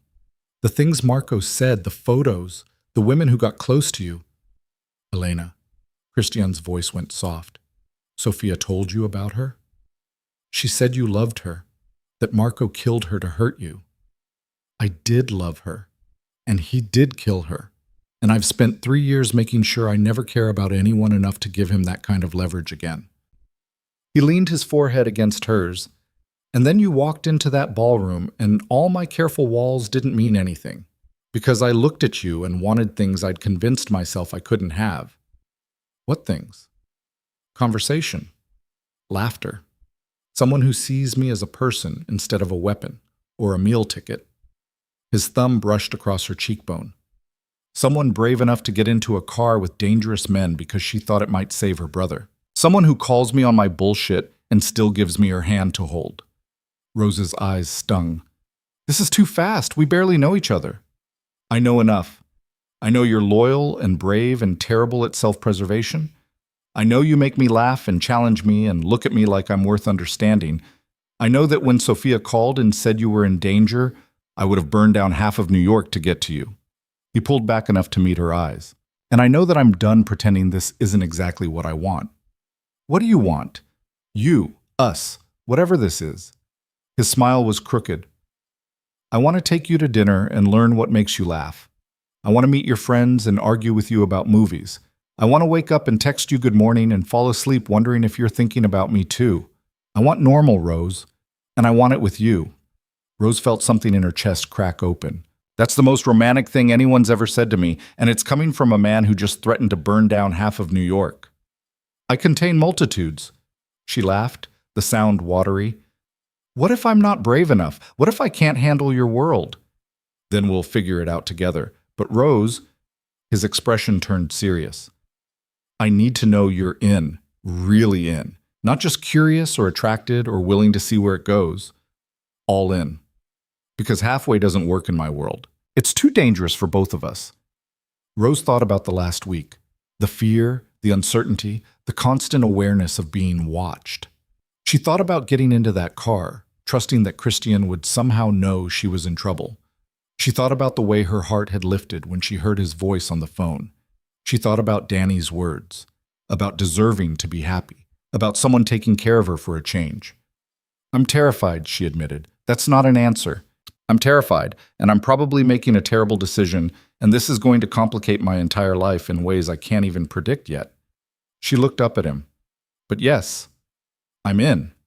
All in. Completely and probably stupidly in. Christian's smile was brilliant. Say it again. Which part? The part where you're mine. I didn't say I was yours. You did. You just used different words. He kissed her forehead, then her cheek, then hovered over her mouth. Say it clearly so I know I'm not imagining this. Rose's heart hammered. I choose you, this, us, whatever insanity this turns into. Thank you, he breathed, and then he was kissing her properly. Not the careful forehead kiss from before, but something deeper, desperate, like he'd been holding back for so long and finally didn't have to anymore. Rose kissed him back, her hands fisting in his shirt, pulling him closer. He tasted like coffee and something darker, and the way he held her, like she was precious and dangerous and exactly what he'd been looking for, made her dizzy. When they finally broke apart, both breathing hard, Christian rested his forehead against hers. I'm going to make mistakes, he warned. I'm going to be overprotective and controlling sometimes. I'm going to forget that you can take care of yourself and try to handle everything for you. And I'm going to call you on it, every time. Rose smiled. I'm going to challenge you and argue with you and probably drive you crazy with my need for independence. I'm counting on it. He kissed her again, softer this time. We're going to be a disaster. Probably. I can't wait. They stood like that for a long moment, just holding each other, the weight of everything that had happened finally settling. Rose knew this was just the beginning, that there would be more threats, more complications, more moments of terror and uncertainty. But she also knew that Christian had come for her, that he'd moved heaven and earth to keep her safe, that he looked at her like she was the answer to a question he'd been asking his entire life. That had to count for something. We should probably go check on Danny, she said eventually. He's going to have questions. He's going to have a lot of questions. Christian pulled back reluctantly. Fair warning, my mother is going to want to meet with you. Tomorrow, probably. She's going to have opinions about this entire situation. Should I be worried? She already likes you, but she's going to want to make sure you understand what you're committing to. He took Rose's hand. And she's going to want to know if you're serious about me or if this is just adrenaline and proximity and attraction. What should I tell her? Christian's smile was soft. The truth. That's all she'll accept anyway. They walked back into the living room to find Danny and Sophia in what looked like an intense conversation. Both looked up when Christian and Rose emerged, clearly together in a way that made their decision obvious. Finally, Sophia said. I was starting to think you two would dance around this for months. We're very efficient, Rose said dryly. Danny stood up, his expression serious. Christian, can I talk to you? Alone? Christian glanced at Rose, who nodded. They disappeared into the kitchen, leaving Rose with Sophia. Your brother's giving him the shovel talk, Sophia said, amused. This should be entertaining. Danny's not that scary. No, but his concern is genuine. Christian will respect that. Sophia looked at Rose. You're really doing this, jumping in with both feet. Apparently. It's going to be hard. Harder than you think. I know, but it's also going to be worth it. Christian's loyal, protective, surprisingly funny when he lets his guard down. He'll take care of you in ways you didn't even know you needed. Sophia's expression softened. Just don't let him smother you. He has a tendency to go overboard with the protection thing. I'll keep that in mind. In the kitchen, Danny was apparently finishing his speech. Rose heard his voice rise slightly, then Christian's low response. A moment later, they emerged, Danny looking satisfied and Christian looking slightly bemused. What did you say to him? Rose asked her brother. Just made sure he understands that if he hurts you, he'll have to answer to me. Danny's attempt at threatening was somewhat undercut by the fact that Christian had 4 inches and probably 50 pounds of muscle on him. I'm terrified, Christian said, but his eyes were warm. You should be. Rose is the best person I know, and she deserves someone who sees that. Danny looked at his sister. But I think he does see it, so I gave him my blessing, whatever that's worth. Rose felt tears prick her eyes. Thank you.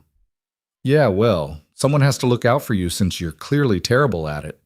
Danny pulled her into a hug. I love you, even when you're being stupid and falling for dangerous men. Love you too. Rose squeezed him tight. Even when you're causing catastrophic problems that require mob intervention. We're a disaster of a family. The best kind. They ordered pizza and spent the rest of the evening in that apartment, the four of them gradually relaxing into something that felt almost normal. Sophia told stories about various family incidents that made even Christian laugh. Danny slowly stopped looking at Christian like he might pull out a weapon at any moment, and Rose sat there, Christian's arm around her shoulders, feeling like maybe, just maybe, she'd made the right choice after all. It wasn't until later, when Danny and Sophia had claimed the bedrooms and Christian was setting up the couch for himself, that Rose realized what was happening. "You're not staying with me?" she asked. "I'm giving you space. And I'm being respectful. Your brother is 20 feet away." "Christian, we're adults." "I know, but I also know that we just decided to do this for real, and I don't want to rush anything." He pulled a blanket from the closet. "Besides, I like the anticipation. It makes it better when we finally—" He stopped, grinning at her expression. "You're evil." "I'm patient. There's a difference." He kissed her forehead. "Get some sleep, Rose. Tomorrow's going to be intense." "What happens tomorrow?" "My mother. The family meeting. Officially bringing you into my world." His expression turned serious. "Last chance to change your mind." Rose thought about it for approximately 2 seconds. "I'm not changing my mind." "Good." He kissed her properly this time, slow and thorough. "Sleep well." "You too." Rose went to the remaining bedroom and closed the door, her heart still racing. She checked her phone and found a dozen messages from concerned coworkers, 3 from clients asking about meetings, and 1 from an unknown number. "Unknown. You chose wrong. This isn't over." She stared at the message for a long moment, then deleted it and blocked the number. Marco could send all the threats he wanted. She'd made her choice. And she was done being afraid. She texted Christian instead. "Rose, thank you for coming for me today. Christian, always get used to it." Rose, bossy. Christian, you love it. The scary part was, Rose realized, she kind of did. Rose woke to the smell of coffee and the sound of voices arguing in the kitchen. For a moment, she forgot where she was. Then, everything from yesterday came rushing back. Marco, the warehouse, Christian's rescue, her decision to jump in completely. She checked her phone. 7 in the morning. The family meeting was at 10. She found Danny and Christian in the kitchen, apparently debating the correct way to make eggs. Sophia sat at the counter with her own coffee, looking amused. "Scrambled eggs need butter," Danny was insisting. "Otherwise, they're dry and terrible." "Butter masks the flavor. You use cream." Christian gestured with a spatula. "Trust me on this." "Trust a mob boss about eggs? Sure. That seems reasonable." Rose cleared her throat. All 3 of them looked at her. "Morning," she said. "Are we really arguing about eggs right now?" "Your brother has opinions," Christian said, but he was smiling. "Want some coffee?" "Please." He poured her a cup, their fingers brushing as he handed it to her. The contact was brief but charged, and Rose felt heat climb up her neck. Danny made a gagging sound. "You 2 are going to be insufferable, aren't you?" "Probably," Rose agreed. They ate breakfast, Christian's cream-based scrambled eggs, which were admittedly excellent, while Sophia briefed them on the family meeting. "Lucia's calling in the key people," she explained. "Your inner circle, basically. They need to know about Marco's move and about Rose becoming officially part of your life. There's going to be questions." "What kind of questions?" Rose asked. "Pointed ones. These people have been with the family for decades. They're going to want to know if you're a security risk, if you're trustworthy, if you understand what you're getting into." Sophia looked at her. "They're also going to test you, see if you crack under pressure." "That's comforting. Just be honest. Answer their questions directly. Don't try to charm them or pretend to be something you're not." Sophia's expression softened slightly. "And remember, Lucia already approved you. That carries weight." After breakfast, Christian took Rose aside while Danny and Sophia cleaned up.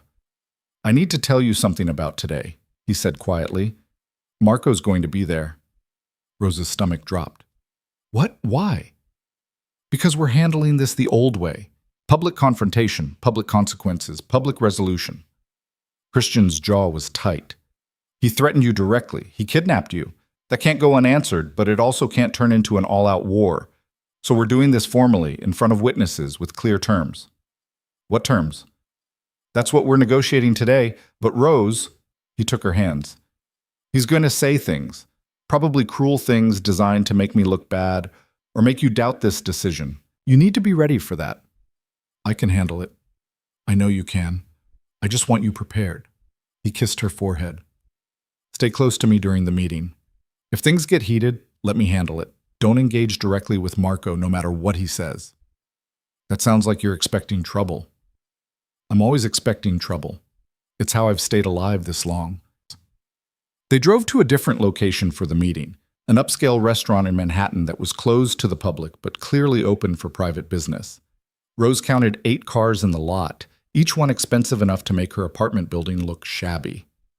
Inside, the main dining room had been converted into a conference space. A long table dominated the center, surrounded by chairs where serious-looking men and a few women were already seated. Lucia sat at the head of the table, regal in a navy suit, her expression unreadable. Marco stood near the far end, flanked by 2 older men who had to be his family. His nose was bandaged, and there was bruising around his eyes that makeup couldn't quite hide. When he saw Rose enter with Christian, his expression went cold. "Everyone's here," Lucia said, her voice carrying easily across the room. "Let's begin." Christian led Rose to seats near his mother. Danny and Sophia took positions slightly behind them. Support, Rose realized, but also witnesses. The room felt heavy with tension. "We're here to address yesterday's incident," Lucia began. "Marco, you violated the most fundamental rule of our business. You directly threatened and kidnapped someone under Christian's protection. Explain yourself." Marco's smile was thin. "I was protecting our family's interests. Christian has been making reckless decisions, starting relationships with civilians who know nothing about our world, exposing us to unnecessary risk. Someone had to make him see reason." "By kidnapping his woman?" One of the older men at the table spoke up. "That's not protection, Marco. That's provocation. She's not his woman. She's a security consultant who he met a week ago and suddenly decided was worth starting a war over." Marco looked directly at Rose. "Tell me, Ms. Miller, do you have any idea what you've walked into, what your presence here means?" Rose felt Christian tense beside her, but she remembered his warning. Don't engage, let him handle it. Except she'd never been good at letting other people fight her battles. "I know exactly what I've walked into," she said clearly. "A complicated situation with dangerous people and high stakes. But I also know that the man sitting next to me came for me when I was in danger, that he kept his word about protection, that he's been honest about the risks instead of trying to hide them." She met Marco's gaze. "Which is more than I can say for you." "Rose," Christian started, but Lucia held up a hand. "Let her speak," the older woman said. Rose took a breath. "You tried to manipulate me with partial truths and manufactured fear. You threatened my brother to force my compliance. You lied about having him, then kidnapped me when your lies didn't work. And now you're sitting here acting like you were protecting something when really you were just trying to hurt someone you're jealous of." The room went absolutely silent. Marco's face darkened. "You have no idea what you're talking about." "Don't I? Christian told me about the hierarchy, the history between your families. Sophia explained how you've been trying to undermine him for years, and yesterday you made it personal." Rose leaned forward slightly. "You used a dead woman, someone Christian loved, as a weapon to scare me. That's not strategy. That's cruelty." "Enough." Lucia's voice cracked like a whip. "Rose, thank you for your candor. Marco, you've heard her perspective. Do you dispute any of it?" Marco's jaw worked. "She's a civilian. She doesn't belong here." "That's not for you to decide." Lucia's expression was ice. "Christian chose her. I approve the choice. Your opinion is irrelevant."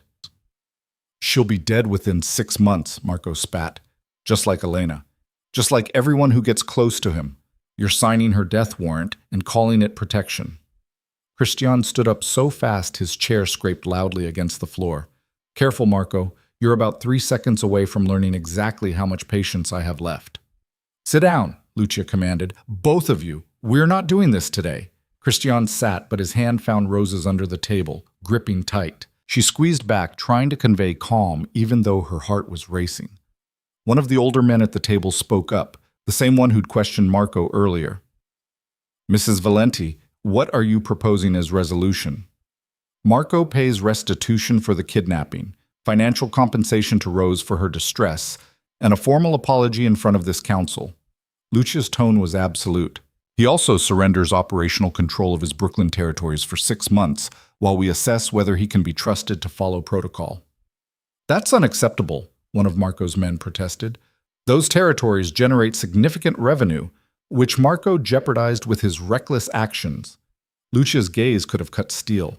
He violated protocol. This is the consequence. Vote now. Those in favor of my proposed resolution? 8 hands went up, including Christian's. The 2 men flanking Marco kept their hands down. Passed, Lucia said. Marco, you have 48 hours to transfer operational control and arrange the financial compensation. Failure to comply will result in permanent removal from family operations. Understood? Marco's face was a mask of barely controlled rage. Understood. Good. Now apologize to Ms. Miller. You can't be serious. I'm entirely serious. You threatened her, kidnapped her, and used her as a pawn in your vendetta against my son. The least you can do is apologize. Marco looked like he'd rather chew glass, but after a long, tense moment, he turned to Rose. I apologize for my actions yesterday, he said, the words clearly costing him. It was inappropriate and won't happen again. Thank you, Rose said, because Lucia was watching her expectantly. This meeting is concluded, Lucia announced. Marco, I expect the transfers completed by Tuesday. Everyone else, thank you for your time. The room began to empty. Marco left without looking back, his men trailing behind him. Rose felt like she could finally breathe. Lucia approached them, her expression warming slightly. Well handled, both of you. Rose, that was quite a speech. I probably shouldn't have said anything, Rose admitted. On the contrary, you established yourself as someone with a spine. That matters in this world. Lucia looked at Christian. Take her home, you both look exhausted. We'll talk more tomorrow. Thank you, Mother. Don't thank me yet. We still need to discuss long-term security arrangements, how to integrate Rose into family operations without making her a target, and what happens if this relationship continues to develop. Lucia's smile was knowing. But that can wait until you've both had actual rest. They collected Danny and Sophia and headed back to the car. Rose felt wrung out, like she'd just survived an interrogation. You did great, Sophia said once they were driving. Seriously, half the people in that room were expecting you to crack or cry or run. You stood up to Marco in front of the entire council. Was that stupid? Probably a little, Christian admitted, but also incredibly brave and effective. You made it clear that you're not going to be intimidated or manipulated. That matters. I feel like I just painted an even bigger target on my back. You did, Sophia said bluntly, but you also made it clear that threatening you has consequences. Marco lost 6 months of revenue and had to publicly apologize. That's humiliating. Other people will think twice before trying something similar. They dropped Sophia off at her apartment, then headed back to Rose's place. Danny had been quiet during the drive, processing everything he'd witnessed. That was insane, he said finally as they pulled up to Rose's building. You realize that was completely insane, right? I know, Rose said, but you're still doing this. You and him. Danny looked at Christian. You're really going to protect her? Because if you're not serious about that, if this is just some temporary thing, I'm serious, Christian said. More serious than I've been about anything in years. Danny studied him for a long moment, then nodded. Okay, but I'm holding you to that. Fair enough. Danny hugged Rose goodbye and headed to his own apartment. That left Rose and Christian standing outside her building, the morning sun bright and sharp. Want to come up? Rose asked. I should probably shower and change, but we could talk after. I'd like that. Rose's apartment felt smaller with Christian in it. He moved through the space carefully, taking in the details. Her books, her photos, the security certifications framed on the wall. This is nice, he said. Feels like you. Small and practical. Lived in. Real. He picked up a photo from her bookshelf. Is this your parents? Yeah, that was taken the year before Dad died. We'd gone to Coney Island. Rose moved beside him, looking at the photo. Mom was already sick, but we didn't know it yet. She kept saying she was just tired from work. You look happy. We were. For a while. Rose took the photo from him and set it back down. Can I ask you something? Anything. What happens now? With us, I mean. We've had this intense week, made all these dramatic declarations, survived a kidnapping. What does normal look like after all that? Christian smiled. I have no idea. I've never done this before. Never? Not like this. Not where I actually care about making it work long term. He moved closer. But I'd like to find out. Starting with taking you to dinner somewhere that doesn't involve family councils or threats. That sounds amazing. Tomorrow night, somewhere quiet. Just us. He tucked a strand of hair behind her ear. And maybe after dinner we could talk about what you want this to be. Where you see it going. What your boundaries are. You want to have the defining the relationship talk already? I want to make sure we're on the same page. That we both want the same things. His expression turned serious. I know I came on strong. The protection, the family meeting, all of it. If that's too much, if you need me to back off. Rose kissed him, cutting off the words. When she pulled back, his eyes were dark. I don't need you to back off, she said. I need you to keep being honest with me. Keep showing me who you are, not who you think I want you to be. Keep letting me see the person underneath all the control and strategy. I can do that. Good. She kissed him again, longer this time. Now go home and get some sleep. You look terrible. Charming as always. It's one of my best qualities. He left reluctantly, promising to text her later. Rose locked the door behind him and leaned against it, trying to process everything that had happened in the last 24 hours. Her phone buzzed. A text from an unknown number. Unknown. You impress people today. That was smart. Welcome to the family. Lucia Rose saved the number and typed back. Rose, thank you for giving me a chance. I won't waste it. Lucia, I know you won't. Dinner next week? Just us. I want to get to know you properly. Rose, I'd like that. Lucia, good. And Rose, don't let my son overwhelm you. He means well, but he has a tendency to overcompensate when he cares about someone. Rose, I'll keep that in mind. Lucia, I'm glad he found you. He's needed someone real for a long time. Rose stared at that message for a long time before responding. Rose, I'm glad I found him too. The next few weeks fell into a rhythm that was almost normal. Christian took her to dinner, quiet places where they could talk without interruption. They went to museums, walked through Central Park, had lazy Sunday mornings where he taught her to make his ridiculous cream-based eggs. Danny came over for dinner twice a week, gradually relaxing around Christian until they could actually have normal conversations. Sophia became Rose's unlikely guide to Christian's world. She explained the family structure, who was trustworthy, which territories were most dangerous. She taught Rose how to spot security threats and what to do if someone approached her with ulterior motives. You're basically getting a crash course in organized crime, Sophia said one afternoon over coffee. Most people take years to learn this stuff. You're getting the condensed version. Lucky me. Hey, at least you're a fast learner, and Christian's patient with you, which is rare. Usually he expects people to just know things.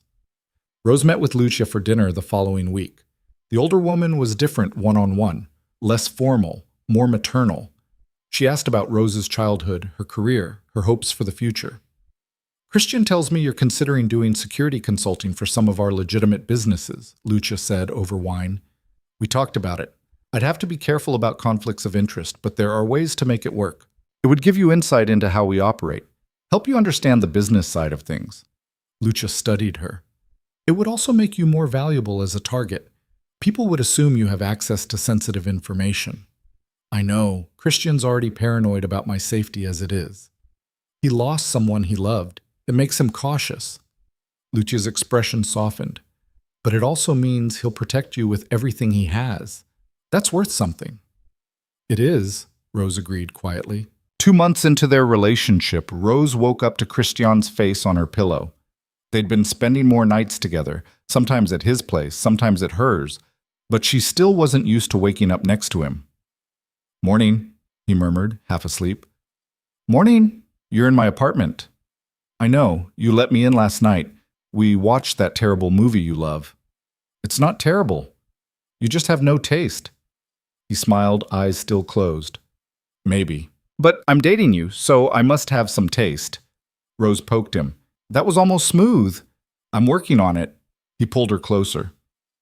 What's your schedule today? Client meeting at 10.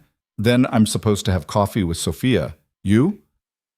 Territory inspection in Brooklyn, making sure Marco's replacement is working out. Christian opened his eyes. Want to come? Rose blinked. To a territory inspection? You keep saying you want to understand my world. This is part of it. Plus, I'd like having you there. He kissed her shoulder. No pressure. If you'd rather stick with your normal schedule, I understand. Rose thought about it.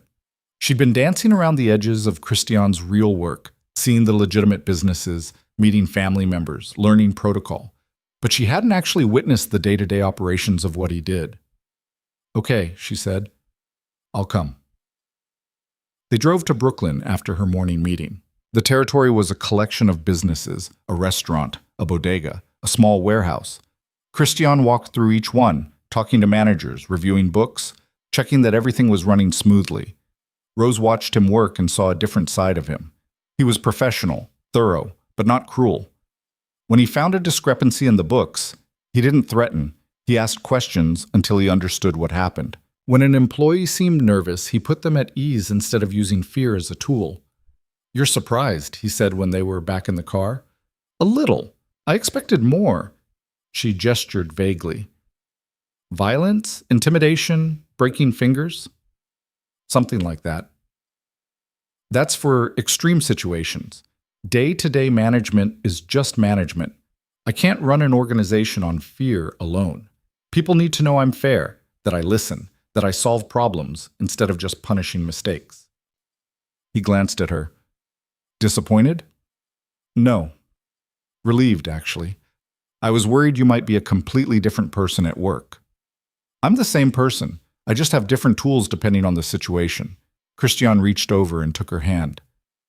Does it bother you, seeing what I actually do? Rose considered.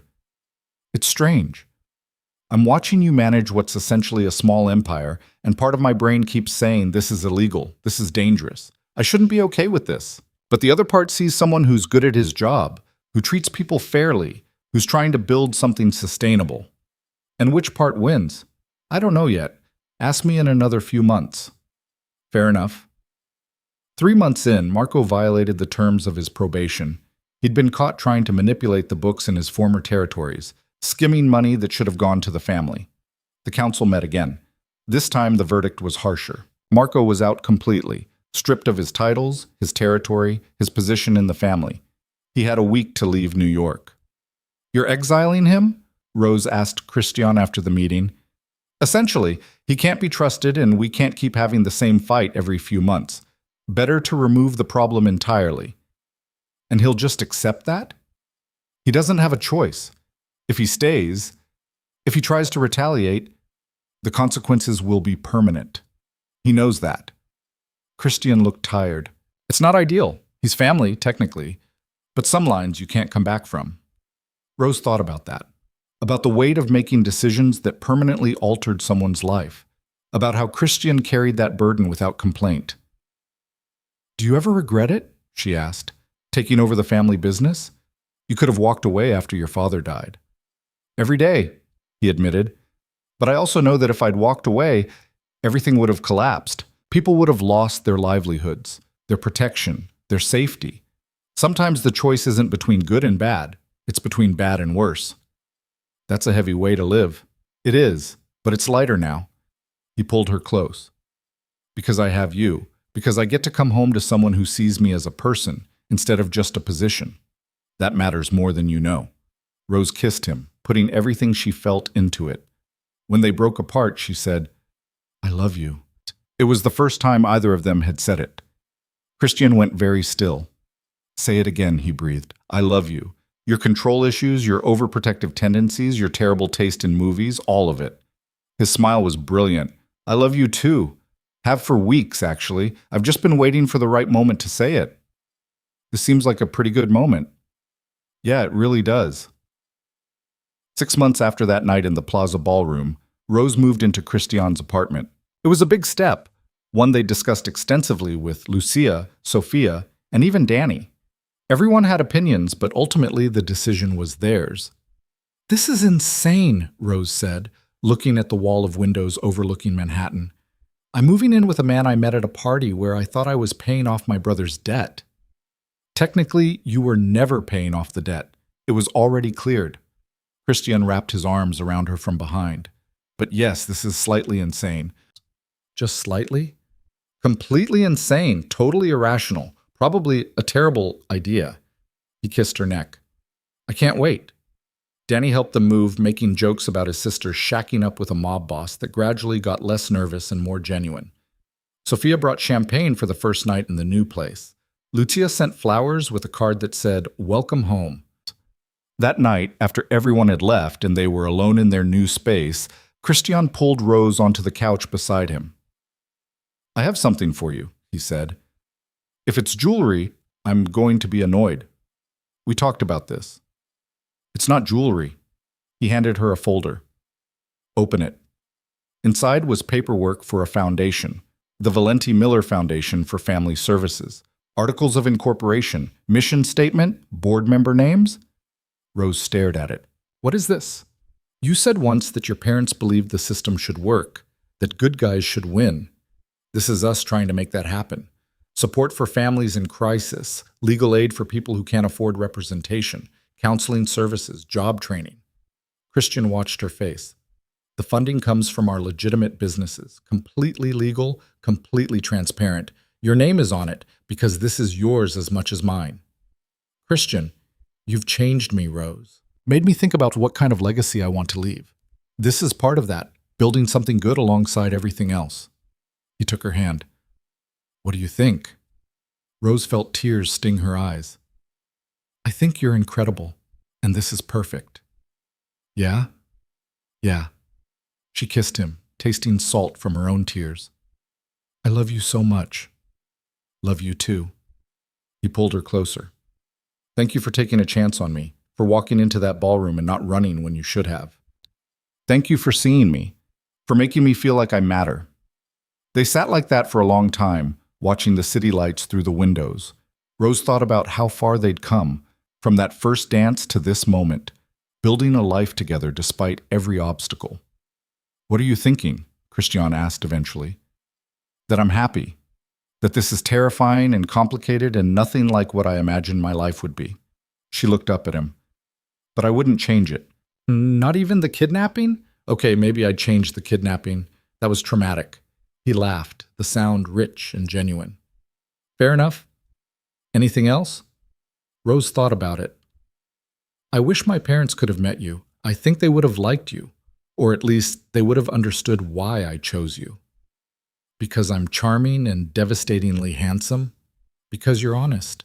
Because you protect the people you love. Because underneath all the danger and complexity, you're just someone trying to do right by the people who depend on you." Rose smiled. "My dad would have respected that.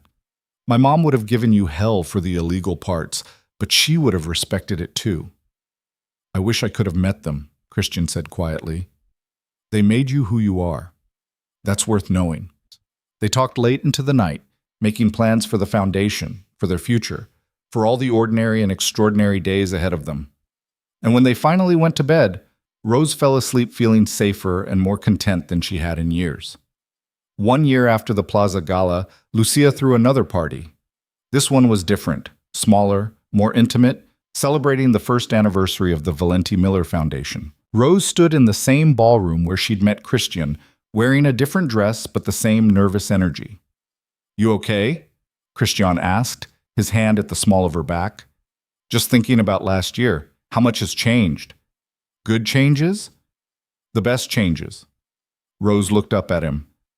"Though I still think you're insane for hosting this here. This room has complicated memories. That's exactly why we're here, taking back the space, making new memories." He guided her toward the dance floor. "Dance with me? Is that an order?" "It's a request. I've learned the difference." Rose laughed and took his hand. They moved onto the floor, and just like that first night, everything else seemed to fade. But this time, there was no tension, no uncertainty. Just two people who'd found each other against all odds and decided to make it work. "I have a question," Christian said as they danced. "Should I be worried?" Probably, he smiled. Marry me. Rose stumbled slightly. What? Marry me. Make this permanent. Build a life with me. Complicated, messy, occasionally terrifying, but ours. He pulled a small box from his pocket. I know it's fast. I know it's insane. But I've known since that first night that you were it for me. So, marry me? Rose looked at the ring, simple, elegant, exactly her style. Then at Christian's face, open and vulnerable in a way that still surprised her. Yes, she said, her voice breaking. Yes, of course, yes. He slipped the ring onto her finger and kissed her, right there in the middle of the dance floor where they'd first met. Around them, people started to notice, started to clap. Sophia was crying. Lucia was smiling like she'd known this was coming. Danny looked shocked, but happy. You're sure about this? Christian asked when they finally broke apart. Sure about me? About this life? About all of it? Rose thought about everything they'd been through, the danger, the complications, the moments of fear and uncertainty. But she also thought about the laughter, the quiet mornings, the feeling of being known completely by another person. I've never been more sure of anything, she said. Good. He pulled her close again. Because you're stuck with me now. I can live with that. They danced until midnight, surrounded by family and friends and the ghosts of who they'd been before. And when the night ended, they went home together, to their apartment, their life, their future. 6 months later, they got married in a small ceremony in Central Park. Danny walked Rose down the aisle, Lucia cried. Sophia made a toast that was equal parts beautiful and threatening to anyone who might hurt either of them. And Christian looked at Rose like she was the answer to every question he'd ever asked. I love you, he said during their vows. I will protect you, challenge you, and drive you crazy with my overprotective tendencies. I will build a life with you that honors where we came from and create something better. I will be your partner in everything, the good, the bad, and the completely insane. Rose laughed through her tears. I love you too. I will call you on your control issues, stand beside you through every challenge, and probably get kidnapped at least once more because I have terrible self-preservation instincts. I will be your equal, your partner, and the person who sees you for who you really are, not the reputation, not the fear, just you. They kissed as husband and wife, and Rose felt something settle in her chest. This was right. Against all logic, all reason, all common sense, this was exactly where she was supposed to be. The foundation grew. They added programs for at-risk youth, support for families affected by violence, resources for people trying to leave dangerous situations. Rose ran the day-to-day operations while Christian provided funding and connections. It was good work, meaningful work, and it helped balance the darker aspects of their life. Danny got his act together, got a real job, started dating someone who was actually good for him. He and Christian developed an unlikely friendship, bonding over their shared desire to protect Rose and their complete inability to understand her organizational system. Marco never came back to New York. Rumors said he'd started over in Chicago, working for a different family. Rose didn't care. He was part of their past, not their future. 2 years after they met, Rose found out she was pregnant. She told Christian over breakfast, watching his face cycle through shock, joy, and immediate concern. Are you okay? Do you need anything? Should you be sitting down? Actually, you are sitting down. Should you be standing up? What do pregnant people need? Rose laughed. They need their husbands to calm down and breathe. Right, breathing. I can do that. He took several exaggerated breaths, then reached across the table to take her hand. We're having a baby. We're having a baby. I'm going to be a father. You're going to be a great father. His eyes were suspiciously bright. How do you know? Because you protect the people you love, because you're loyal and honest and surprisingly patient when it matters. Because you've already built a life that's about more than just survival. Rose squeezed his hand. Our kid is going to be so lucky to have you. They're going to be lucky to have you, he said quietly. You're going to teach them to be brave and honest and to stand up for what matters, to be strong without being cruel, to choose love even when it's complicated. We're going to be a mess, aren't we? Probably, but the best kind of mess. Their daughter was born on a Tuesday in October. They named her Elena Rose, honoring the past while looking toward the future. She had Christian's dark eyes and Rose's stubborn streak, and from the moment she entered the world, She had both of them completely wrapped around her tiny fingers. Lucia cried when she held her granddaughter. "She's perfect. You're both perfect. Your father would have loved this," she told Christian. Danny showed up with ridiculous amounts of baby gifts and immediately claimed favorite uncle status. Sophia taught Elena to glare before she could even focus her eyes properly. And Christian became someone Rose had never quite expected. Gentle with his daughter in a way that broke Rose's heart. Singing off-key lullabies at 3 in the morning, making silly faces to get her to smile. Fiercely protective but trying desperately not to be overwhelming about it. "I'm going to screw this up," he said one night while rocking Elena to sleep. "I'm going to be too controlling, too protective, too much." "Probably," Rose agreed from the doorway. "But you're also going to love her completely. Teach her about loyalty and strength. Show her what it means to build something better than what you inherited. That's more important than being perfect." "When did you get so wise?" "I married a mob boss and survived multiple threats to my life. Wisdom was mandatory." He laughed quietly, careful not to wake their daughter. "I love you, both of you, more than I ever thought possible." "We love you too." Rose moved to join them, creating a small family portrait in the dim nursery light. All of us. 5 years after that night in the Plaza Ballroom, Rose stood in their apartment watching the sunrise. Elena was asleep in her room. Christian was still in bed, sprawled across more than his share of the mattress. The foundation had just opened its 3rd location. Danny was engaged. Life was good. It was not perfect. They still had problems, still faced threats, still navigated the complicated reality of their world. But good. Real. Worth fighting for. Rose thought about the woman she'd been 5 years ago. Scared, defensive, convinced she had to handle everything alone. That woman wouldn't recognize the life Rose had now, the partnership, the family, the sense of belonging. "What are you thinking about?" Christian's voice came from behind her. "How far we've come. How different everything is." He wrapped his arms around her, pulling her back against his chest. "Good different or bad different?" "The best different." Rose leaned into him. "I was just remembering that first night, how terrified I was. How certain I was that accepting your invitation would be a disaster."